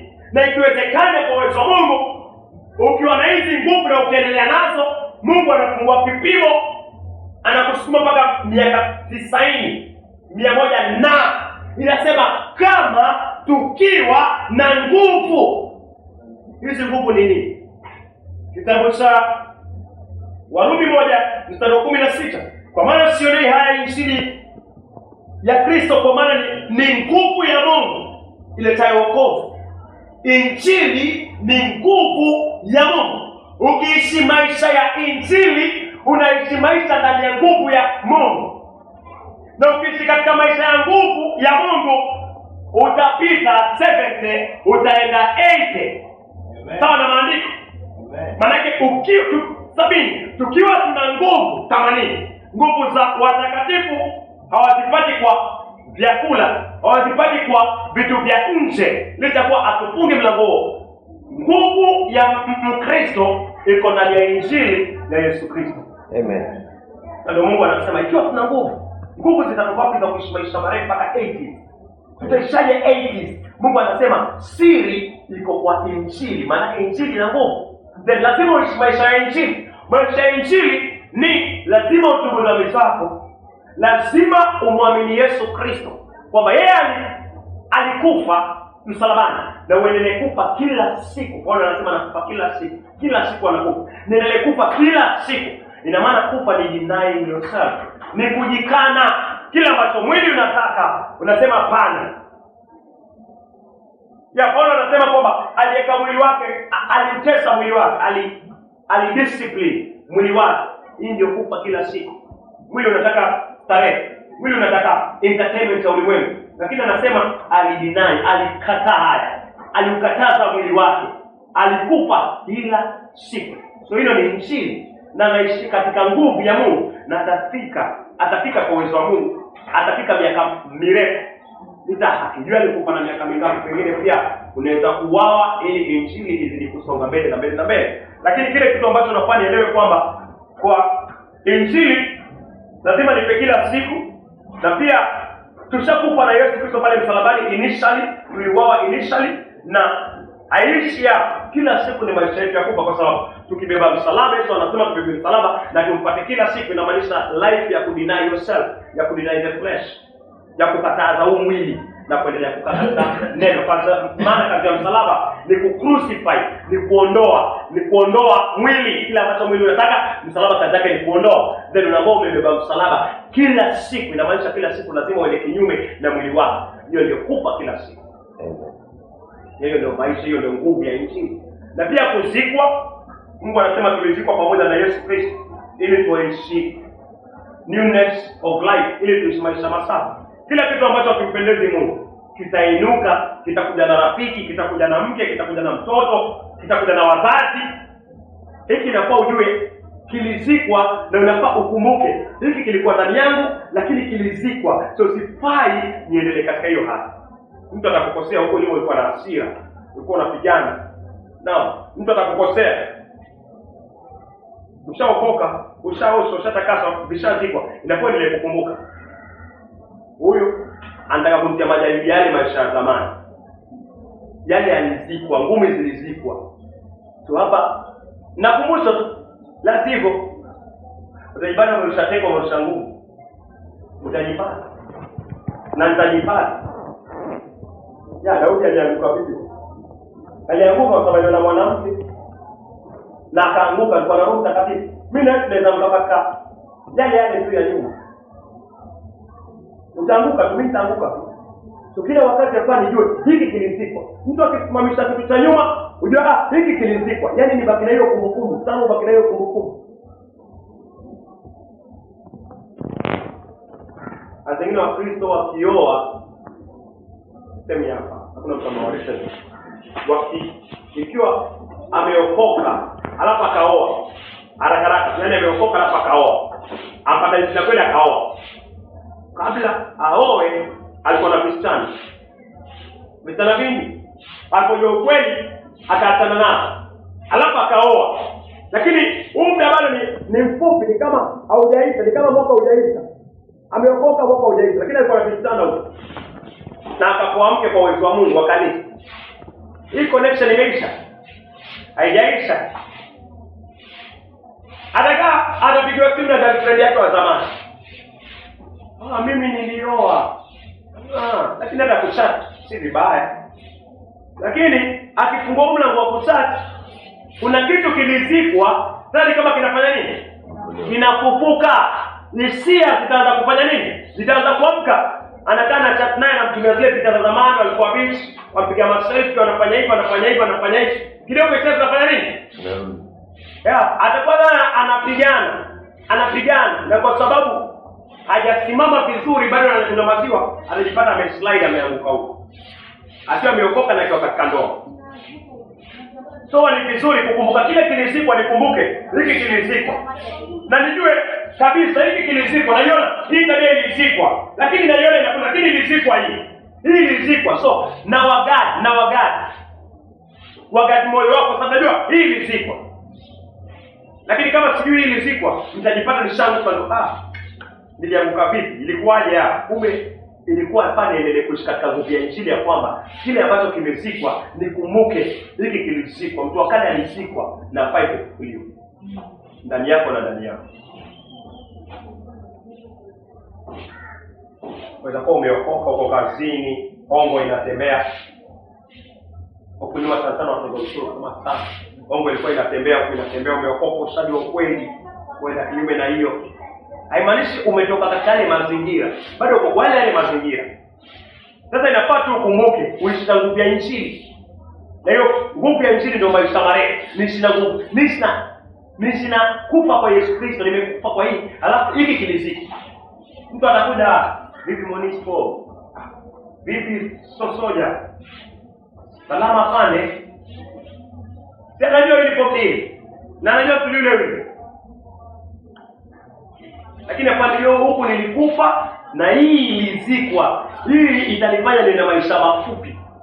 Na kuishi katika Injili ni kuishi katika nguvu yake. Na kuishi katika nguvu yake ni kutembea katika utakatifu kwa ile Injili yake. Tembea katika utakatifu. Naambia mpendwa, hii ya zamani sasa tufanye hivi. Njia ni hakuna shaka. Askari unafanya umeokoka, wenzako wanachukua. Yes, ni askari gani? Naambia sawa njia, lakini Naishi kwa nguvu ya nini? Nguvu ya Injili. Hii ilikufa na ilizikwa, haifai kunitawala tena. Hii ndio nguvu ya Injili. Wengine nakutana nao wasanii zamani, tulikuwa tufanya usanii kweli, kama tanao hata wajui wanitale jina la zamani, Israeli. Anambia salama. Nikisikia hivyo tunajua huyu mtu tulikuwa naye sehemu gani. Vipi? Niko na kitu nataka twende tukafanye mambo. Anambia nazubaa kidogo. Alafu anashtuka, kama uliacha? Anambia huko Mungu alinitoa. Sema uliharibu wewe. Uliharibu hiyo ni ya Mungu. Angalia, naona hivi vimekufa na vimezikwa. Vimekufa vimezikwa. Havifai vifanye nini? Viendelee. So tunataka hivyo. Lazima itembee katika nguvu ya Injili, na pia Injili ni ufufuo wa Yesu Kristo. Ufufuo. Yesu alifufuka siku ya tatu. Yafaa ishi maisha ya ufufuo. Yesu alitolewa ili afe kwa ajili ya dhambi zetu. Warumi 4:25, naye akafufuliwa ili tupate kuhesabiwa haki. So Yesu alipofufuliwa yafaa ishi katika hiyo. Ndio mimi naishi maisha ya ufufuo, naishi maisha ya Injili, naishi maisha ya nguvu ya Mungu, maisha ya ufufuo. Yaani naishi maisha ya haki. Kitu chochote ambacho si haki usinihusishe nacho. Na chochote ambacho si haki ujue haufai kuhusika pale. Wacha temekane mimi na kazini wakitafuta wao upatikane pale. Rushwa, ongo imetokana mambo ya kazi, watu wameitwa, uwe na uhakika wewe utapatikana hapa. Hiyo ndio kuishi maisha ya Injili, na hiyo ndio nguvu ambayo inatusukuma mpaka 80. Natumai kwa neema ya Mungu ameleta kuhusiana na nguvu ya Injili ni kuishi hivyo. Na pia kuishi katika utiifu wa amri yake na neno lake. Pia tunaweza angalia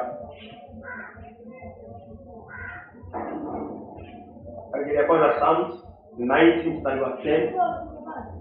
Zaburi 90 mstari wa 10. Siku zetu za kuishi ni miaka 70. Siku zetu za kuishi ni miaka 70. Ikiwa tuna nguvu. Ikiwa tuna nguvu. Ikiwa tuna nguvu. Ni miaka 80 mpaka hapa. Ikiwa tuna nguvu ni miaka 80. So pia tunaweza angalia Wakorintho wa kwanza, ikiwa tuna nguvu miaka 80. Nguvu ya kwanza tumeona katika Injili na kuishi maisha ya Injili sana. Kila mmoja kuishi maisha ya Injili. Nguvu ya pili tunaangalia kwa Wakorintho wa kwanza 1:18. Wakorintho wa kwanza 1:18. Kwa maana ujumbe wa msalaba kwa wale wanaopotea ni upuzi. Kwa maana ujumbe wa msalaba kwa wale wanaopotea ni upuzi, lakini kwetu sisi tunaookolewa ni nguvu ya Mungu. Ni nguvu. Ujumbe wa msalaba ni nguvu ya Mungu. Hii nguvu ndio inatoka kutoka 70s inatusukuma mpaka 80s. Nguvu. Nataka kwenda 80s. Yes, na mimi nitafika 80s kwa neema ya Mungu, lakini unafaa ujue si kwa nguvu ya mwili. Ni kwa nguvu ya kuishi maisha ya Injili. Maana Injili ndio nguvu ya Mungu. Na pia tunaona katika Wakorintho wa kwanza 1:18. Tunaona kuna nguvu nyingine, ujumbe wa msalaba. Wale wanaopotea ni upuzi, lakini kwa sisi tunaookolewa ujumbe wa msalaba ni nguvu ya Mungu. Ujumbe wa msalaba ni nguvu. So hii nguvu ya Zaburi 90 mstari wa 10. Wewe sasa soma sasa sehemu ya nguvu ya huku na sehemu ya nguvu ya huku. Zaburi 90 mstari wa 10. Siku zetu za kuishi miaka 70, ikiwa tuna nguvu miaka 80. Ikiwa tuna nguvu miaka 80. Wakorintho wa kwanza 1:18. Kwa maana ujumbe wa msalaba kwa wale wanaopotea ni upuzi, lakini kwetu sisi tunaokolewa ni nguvu ya Mungu. Ujumbe, nguvu ya pili ni ujumbe wa msalaba. Nguvu ya pili ni ujumbe wa msalaba. So ujumbe wa msalaba ni nguvu inayotusukuma kutoka 70s inatupeleka mpaka 80s. Ujumbe wa msalaba ni nguvu.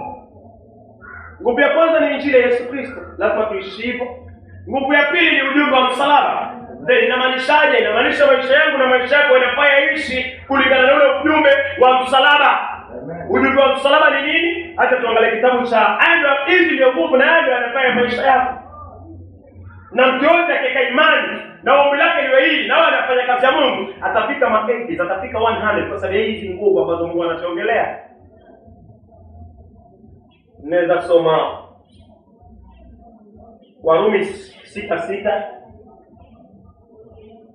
Warumi 6 mstari wa 6. Kwa maana tunajua kwamba utu wetu wa kale ulisulubiwa pamoja naye. Kwa maana tunajua kwamba utu wetu wa kale ulisulubiwa. Ujumbe wa msalaba ni kwamba utu wako wa kale, utu wangu wa kale, tabia zako za kale, tabia zangu za kale zilisulubiwa. Kusulubiwa inamaanisha tabia zako zote za kale ziliondolewa. So sifai tena kuendelea kuishi katika tabia zangu za kale, ama tabia zako za kale haufai kuendelea katika hizo njia. Kama uko katika course wewe na Mungu wako ya kuishi maisha marefu, Mungu anakuambia injili na nguvu ya Mungu, na pia ujumbe wa msalaba ni nguvu ya Mungu. So si theoretically, si mafundisho ingekuwa kichwa. Mungu akikwambia nguvu iko kwa injili, inafaa uishi maisha ya injili. Nguvu iko kwa ujumbe wa msalaba, inafaa maisha yako practical, kwa matendo yawe kwenye msalaba inaeleza. Msalaba ni mahali utu wa kale wako uliondolewa. Utu wa kale wangu uliendelea. Je, naendelea kuishi katika tabia za kale?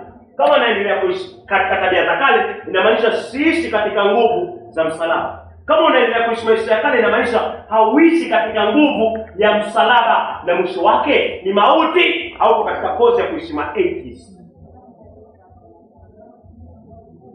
Hauko katika kozi ya kuishi 80s.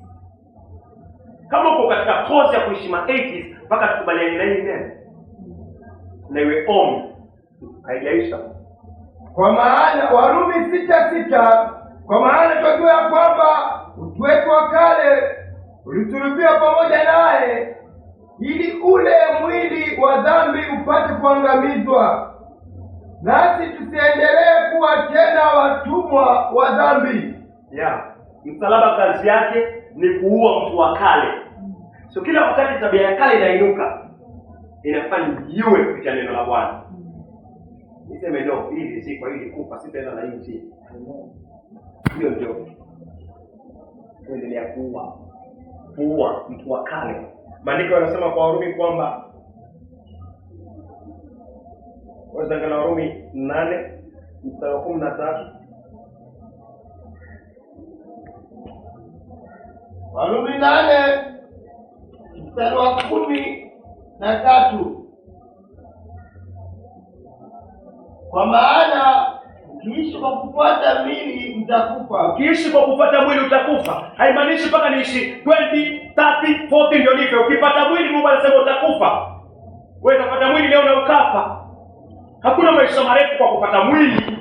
Na Mungu anasema ukipata mwili utakufa. Then haina ile useme mimi najua siku zangu Mungu atanipatia. Najua siwezi kufa hata nikiingia kwa uzinzi.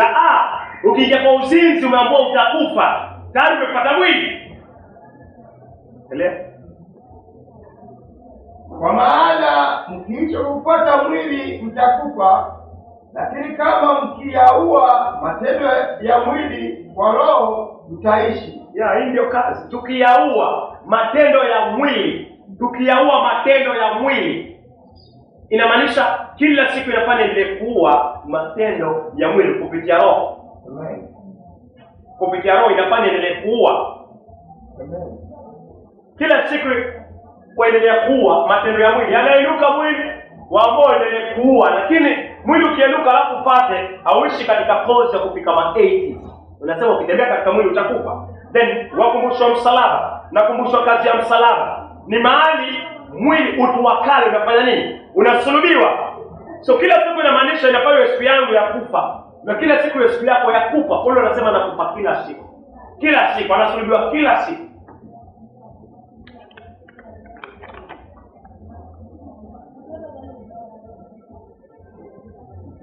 Hiyo ni kazi ya msalaba. Waweza angalia pia kazi ya msalaba. Hiyo tumesoma Warumi 8:13. Ya tunaambiwa uwe kupitia roho. Unaweza angalia kitabu cha Waefeso 6.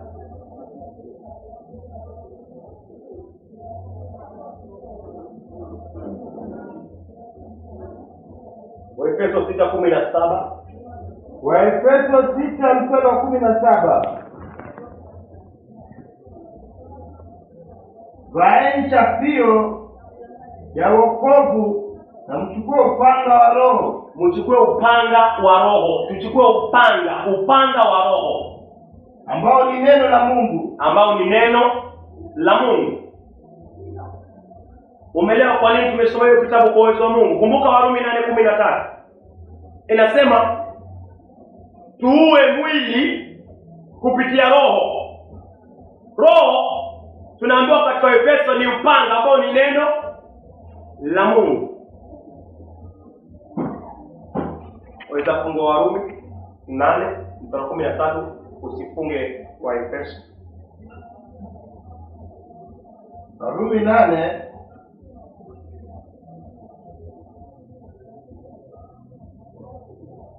Warumi 8:13.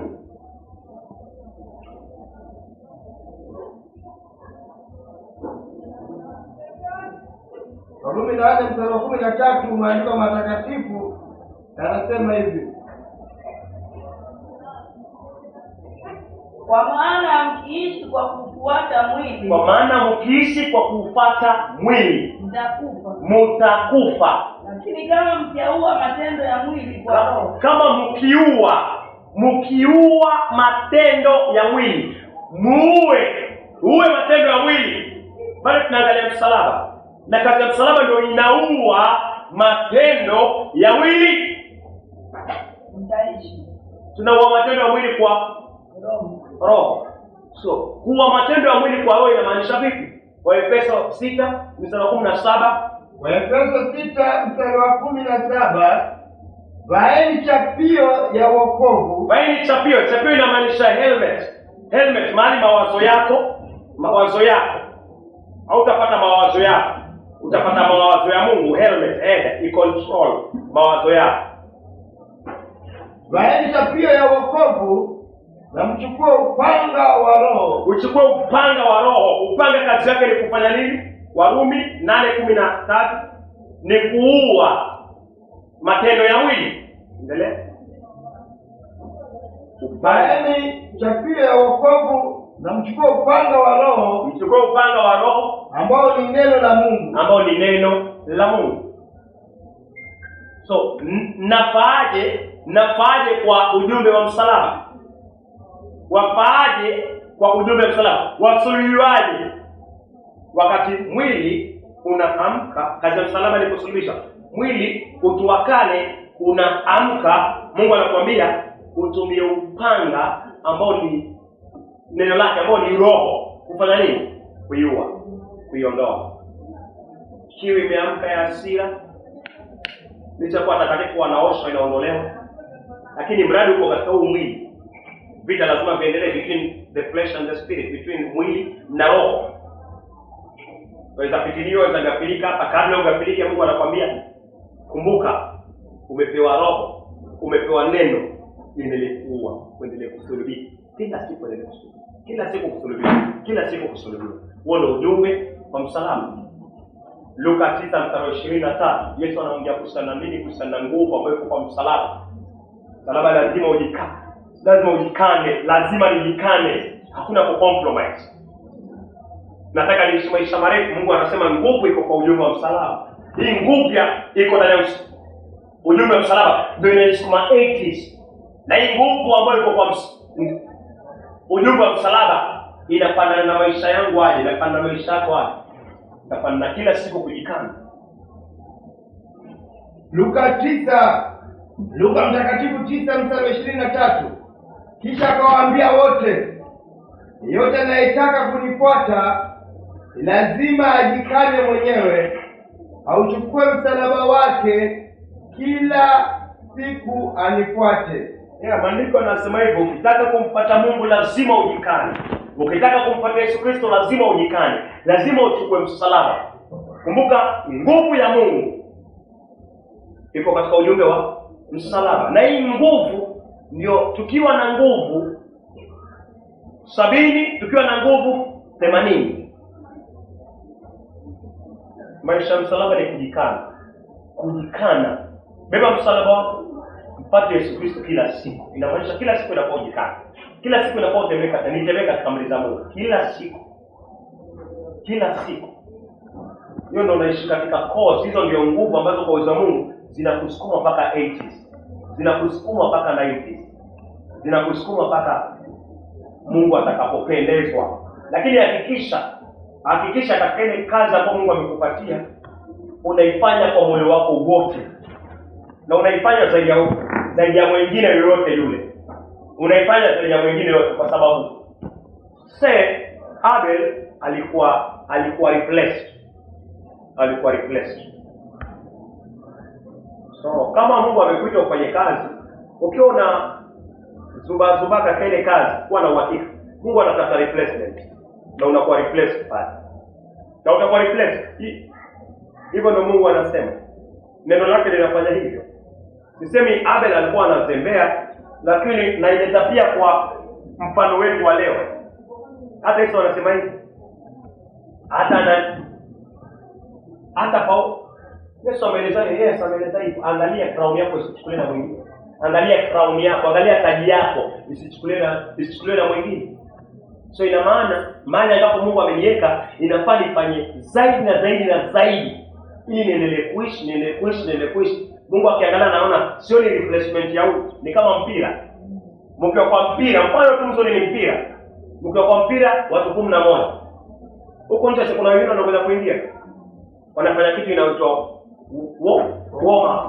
Wao wanafanya hivi, nyinyi mnacheza wale wanakimbia. Wanakimbia. Wewe umepewa mpira, umefura hivi ama umekosa. Umepoteza, umekosa. Wanaanza kutuivi. Yule coach wa kuangalia tu. Alafu yaangalia wale ambao wako pale. Sisi tunacheza mpira. Anaangalia hivi, nichukue nani? Sasa ukiwa pale unaona wewe. Hapa nisipofanya bidii nitatolewa. Inabidi ufanye bidii. Sasa. Sisi kwa leo walikuwa wanafanya hivi. Hataki tutolewe. Fanya bidii. Pia kwa ulimwengu wa Mungu ni hivyo. Mungu amekupatia nafasi, Mungu amekupatia nafasi, amekupatia mafundisho. Bado unalala na mafundisho na kuna mwingine anayo mafundisho. Mungu anatafuta mwingine anapata mafundisho kama hayo na anatumia zaidi. Wewe unakuwa replace, mimi nakuwa replace. So sitaki kuwa replace. Taka hiyo mbio yako uipige full katika kizazi ambacho Mungu amekujalia. So tunaona nguvu ya msalaba ni kufa, lazima upe kila siku, lazima usulubiwe kila siku, lazima ujikana. Lazima ukane mwili. Hata turudi katika Zaburi 90 mstari wa 10. Tukiangalia nguvu zingine. Zaburi 90 mstari wa 10. Siku zetu za kuishi ni miaka 70. Ikiwa tuna nguvu ni miaka 80. Sawa. Korintho wa kwanza 23 na 24. Ikiwa tuna nguvu miaka 80.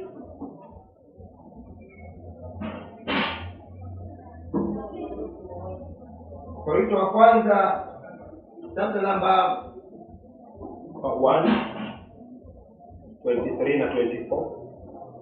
Wakorintho wa kwanza Wakorintho wa kwanza 1:23 na 24. Lakini kwa wale ambao Mungu amewaita, yaani Wayahudi na Wayunani, Kristo ni nguvu na hekima ya Mungu. Rejelea tena 24, Wakorintho wa kwanza 24.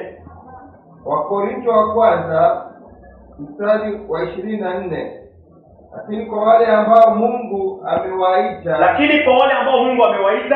yaani Wayahudi na Wayunani, Kristo ni nguvu.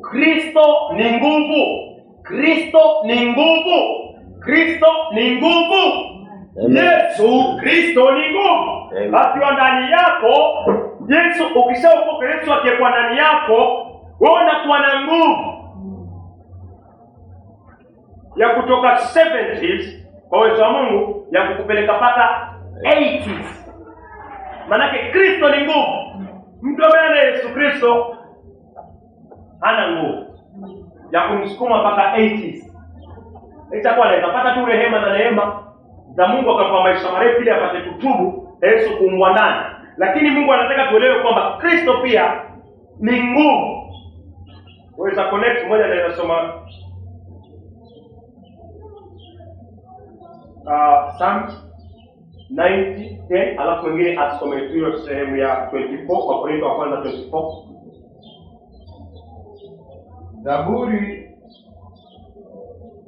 Zaburi 90 mstari wa 10.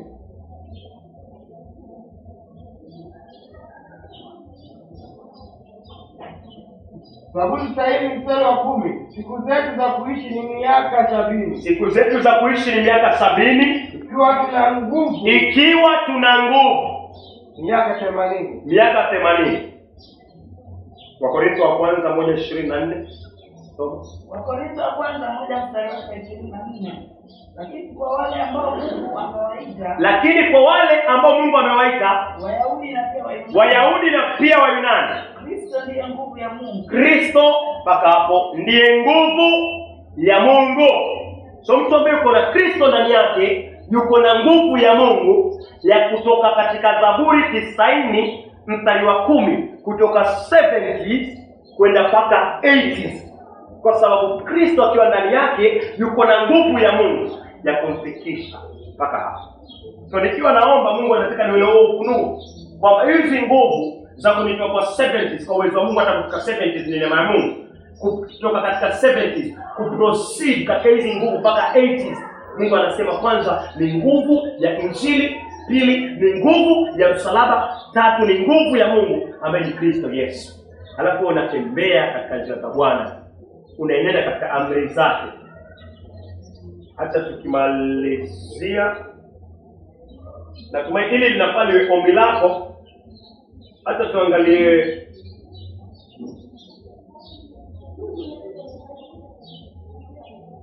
Proverbs.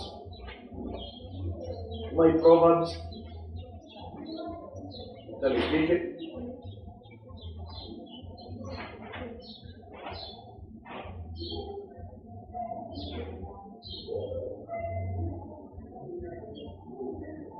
Let's angalia Proverbs chapter 3 verse 1. Methali 3 nenda mstari wa kwanza.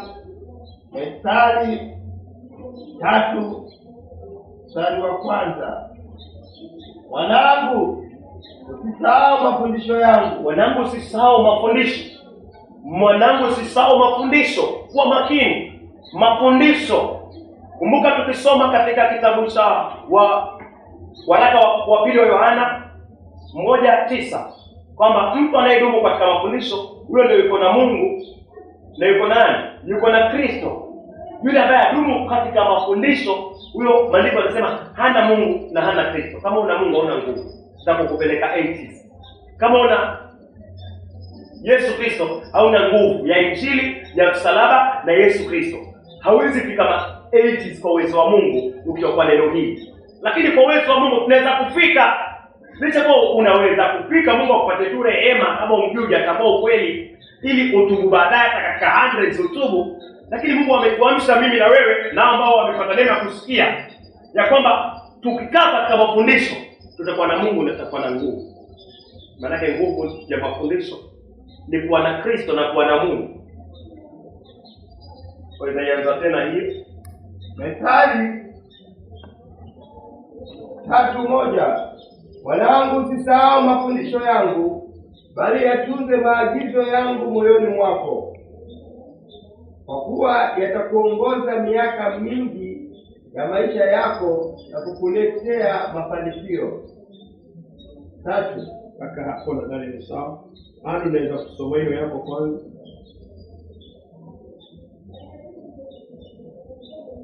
Ama inasema tofauti?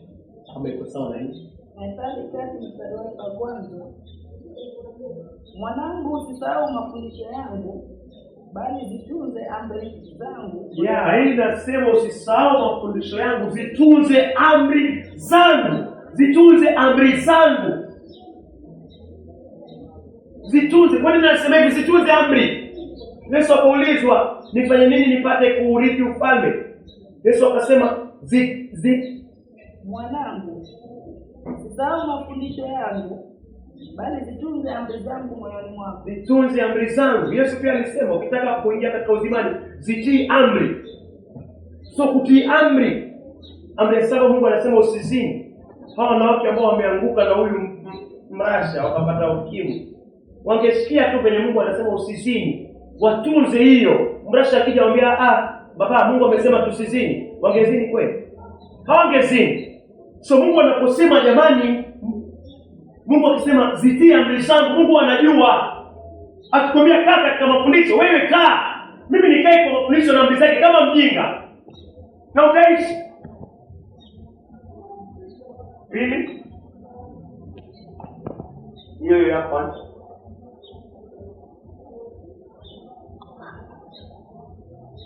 Methali 3 mstari wake wa kwanza, mstari wa pili. Wa pili. Kwa kuwa zitakuongezea miaka mingi. Amri zitakuongezea. Hii inasema zitakuongezea zitakuongezea miaka mingi. Amri zitakuongezea miaka mingi ya maisha yako. Na kukuletea mafanikio. Zitakuongezea. Amri zinakuongezea maisha mingi. Wakati Mungu amekuandikia hizi amri 10 katika moyo na katika mind, Mungu ananiambia nikitembea tu katika hizo amri, basi zitakuongezea maisha mingi. So katika amri kuna maisha mingi. Mtu ambaye anaenda kinyume na amri, maisha yake yanakuwa mafupi. Neno la Mungu haliwezi penduliwa. Ili penye Mungu ananiweka hivyo, analisema tu hivyo, unaona tu kawaida. Lakini kumbe lina maana kubwa zaidi ya maisha yako hata na maisha yako. Kuna wanawake wanajuta sasa wako na ukimwi. Kwa nini wameenda kinyume na amri ya Mungu? Wengine wamevunja paka ndoa zao. Na amri ziko tu very simple. Usizini, alafu Mungu anawapa. Anashuka chini. Lakini mtu anaona hilo ni andiko. Kumbe hilo andiko ndio uzima. Hebu jaribu kwenda kinyume nalo. Alafu tunaona kumbe ile andiko ni nzuri. Ningesikia ile andiko ningetii. Ningekuwa na maisha marefu sasa. Sasa maisha yanakuwa mafupi. Ugonjwa, kila ugonjwa ukipita unapita nayo. Maisha yanakuwa mafupi. Kile kitu ulikuwa wafanya pengine huko. Sasa mawazo, huwezi fanya hivyo, unaingia katika mkondo sasa wa kuishi katika madawa. Uprolong life yako katika madawa. Na wakati amri ilikuwa tu pale usizini. Alafu naambia mwanangu, amri inafanya maisha yako yawe marefu. Angalia tena hiyo 1:2. Hii Biblia ya neno naona iko sawa. Methali 3 mstari wake wa kwanza. Mwanangu usisahau mafundisho yangu, bali zitunze amri zangu moyoni mwako. Usisahau mafundisho, bali zitunze amri. Kwa kuwa zitakuongezea miaka mingi ya maisha yako. Hizi amri na mafundisho yatakuongezea miaka mingi katika maisha yako. Na kukuletea mafanikio. So katika maisha mingi kuongezewa, bado pia utapata mafanikio kwa kutii amri za Mungu. Paulo alisema kitu kimoja. Kwa uwezo wa Mungu, na hii inafaa iwe mzigo wangu na iwe mzigo wako. Tuangalie Wafilipi, ndio nasoma somo wa Filipi 1.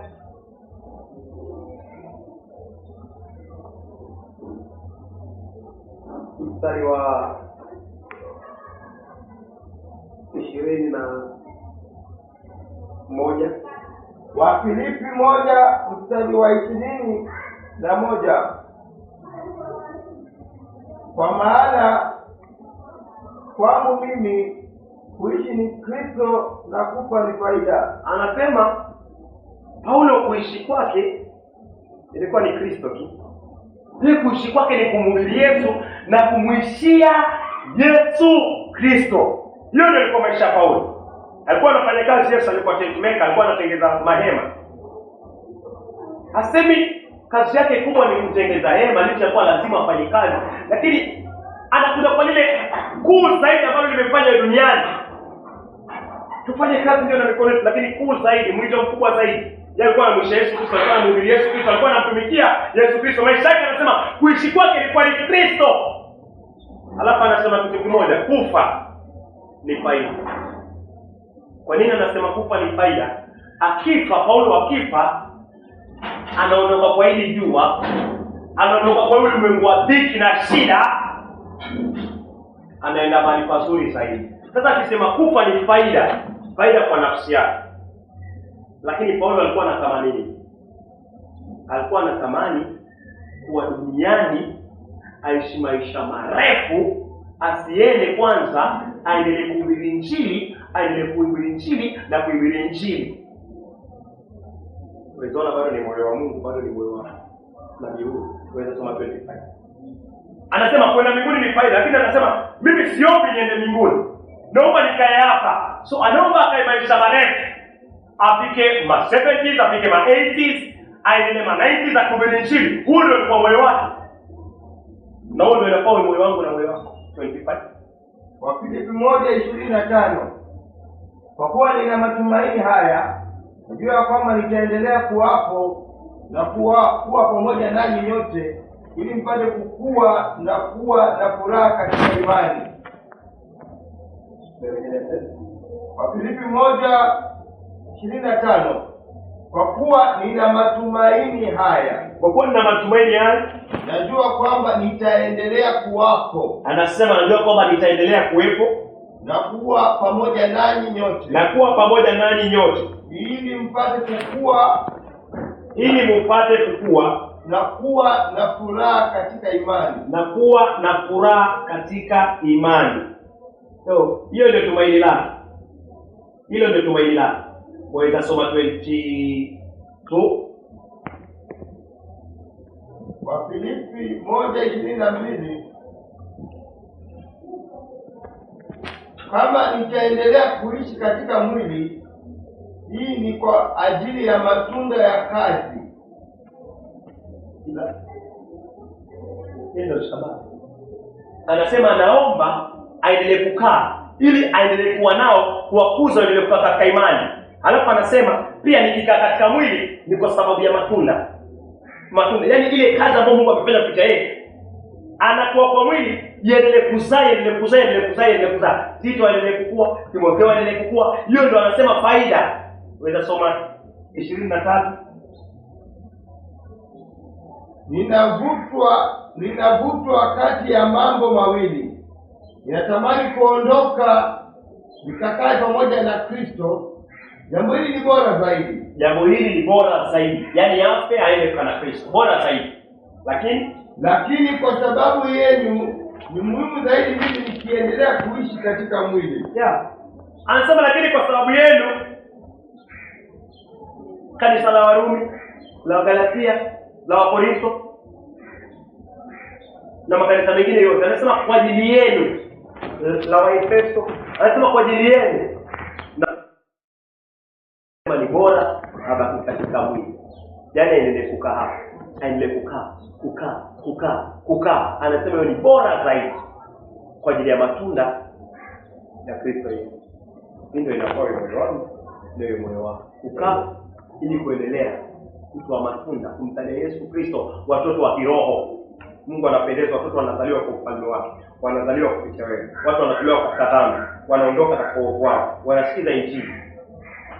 Ulimwengu unageuzwa kupitia wewe. Mungu anaona. Mungu anafurahi. Amen. Lakini kama unaishi maisha machafu, unaishi maisha machafu, unataka uishi maisha marefu kwa nini? Uzii, endelee kuiba. Haina faida. Tuacha tuamini tuombe.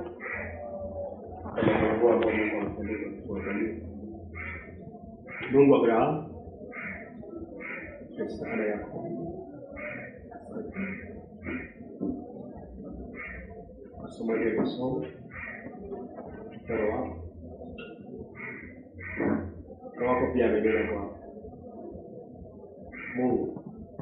Tusaidie tukakaa chini, tupate kujifikiria. Sabuni yako Bwana ipate kujirejelea ndani ya wewe. Tubaki tukijiuliza Bwana, haya maisha marefu tunayataka ili tuyafanyie. Kama tunayataka Bwana, tuzungumzie Bwana na uzidi kutupatia mwelekeo jinsi tutakavyokaa na ahadi zako Bwana. Mungu umeeleza pia watoto waheshimu wazazi wao, kwa sababu hiyo ndio njia moja pia ya kupata maisha marefu Bwana. Mungu tukuze Bwana. Kuna wazazi wa kimwili na kuna wazazi wa kiroho Bwana. Tusaidie tuweze kujifiisha katika wazazi wote wa kimwili, wa kiroho na hata mamlaka Bwana, ili Bwana tupate maisha marefu. Tunaposema wazazi, Mungu pia kuna serikali. Serikali Bwana inaweza toa onyo, alafu kwa mwanadamu akashindwa kuipata ile onyo, na mwisho wake Bwana akapata madhara na akapata kufa kwa sababu ya kupata maonyo. Mungu tusaidie tuweze kufiwa kazi ulioweka mbele yetu Bwana. Mtukuze mtakatifu wa Israeli, na utupiganie katika vyote na hata yote. Mungu shusha kiburi katika moyo wetu na hata katika akili zetu.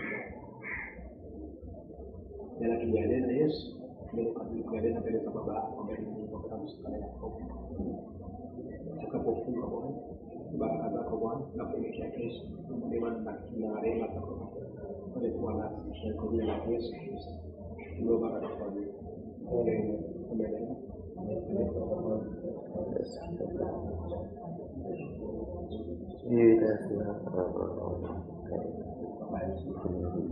Jina la Kristo na ufalme wa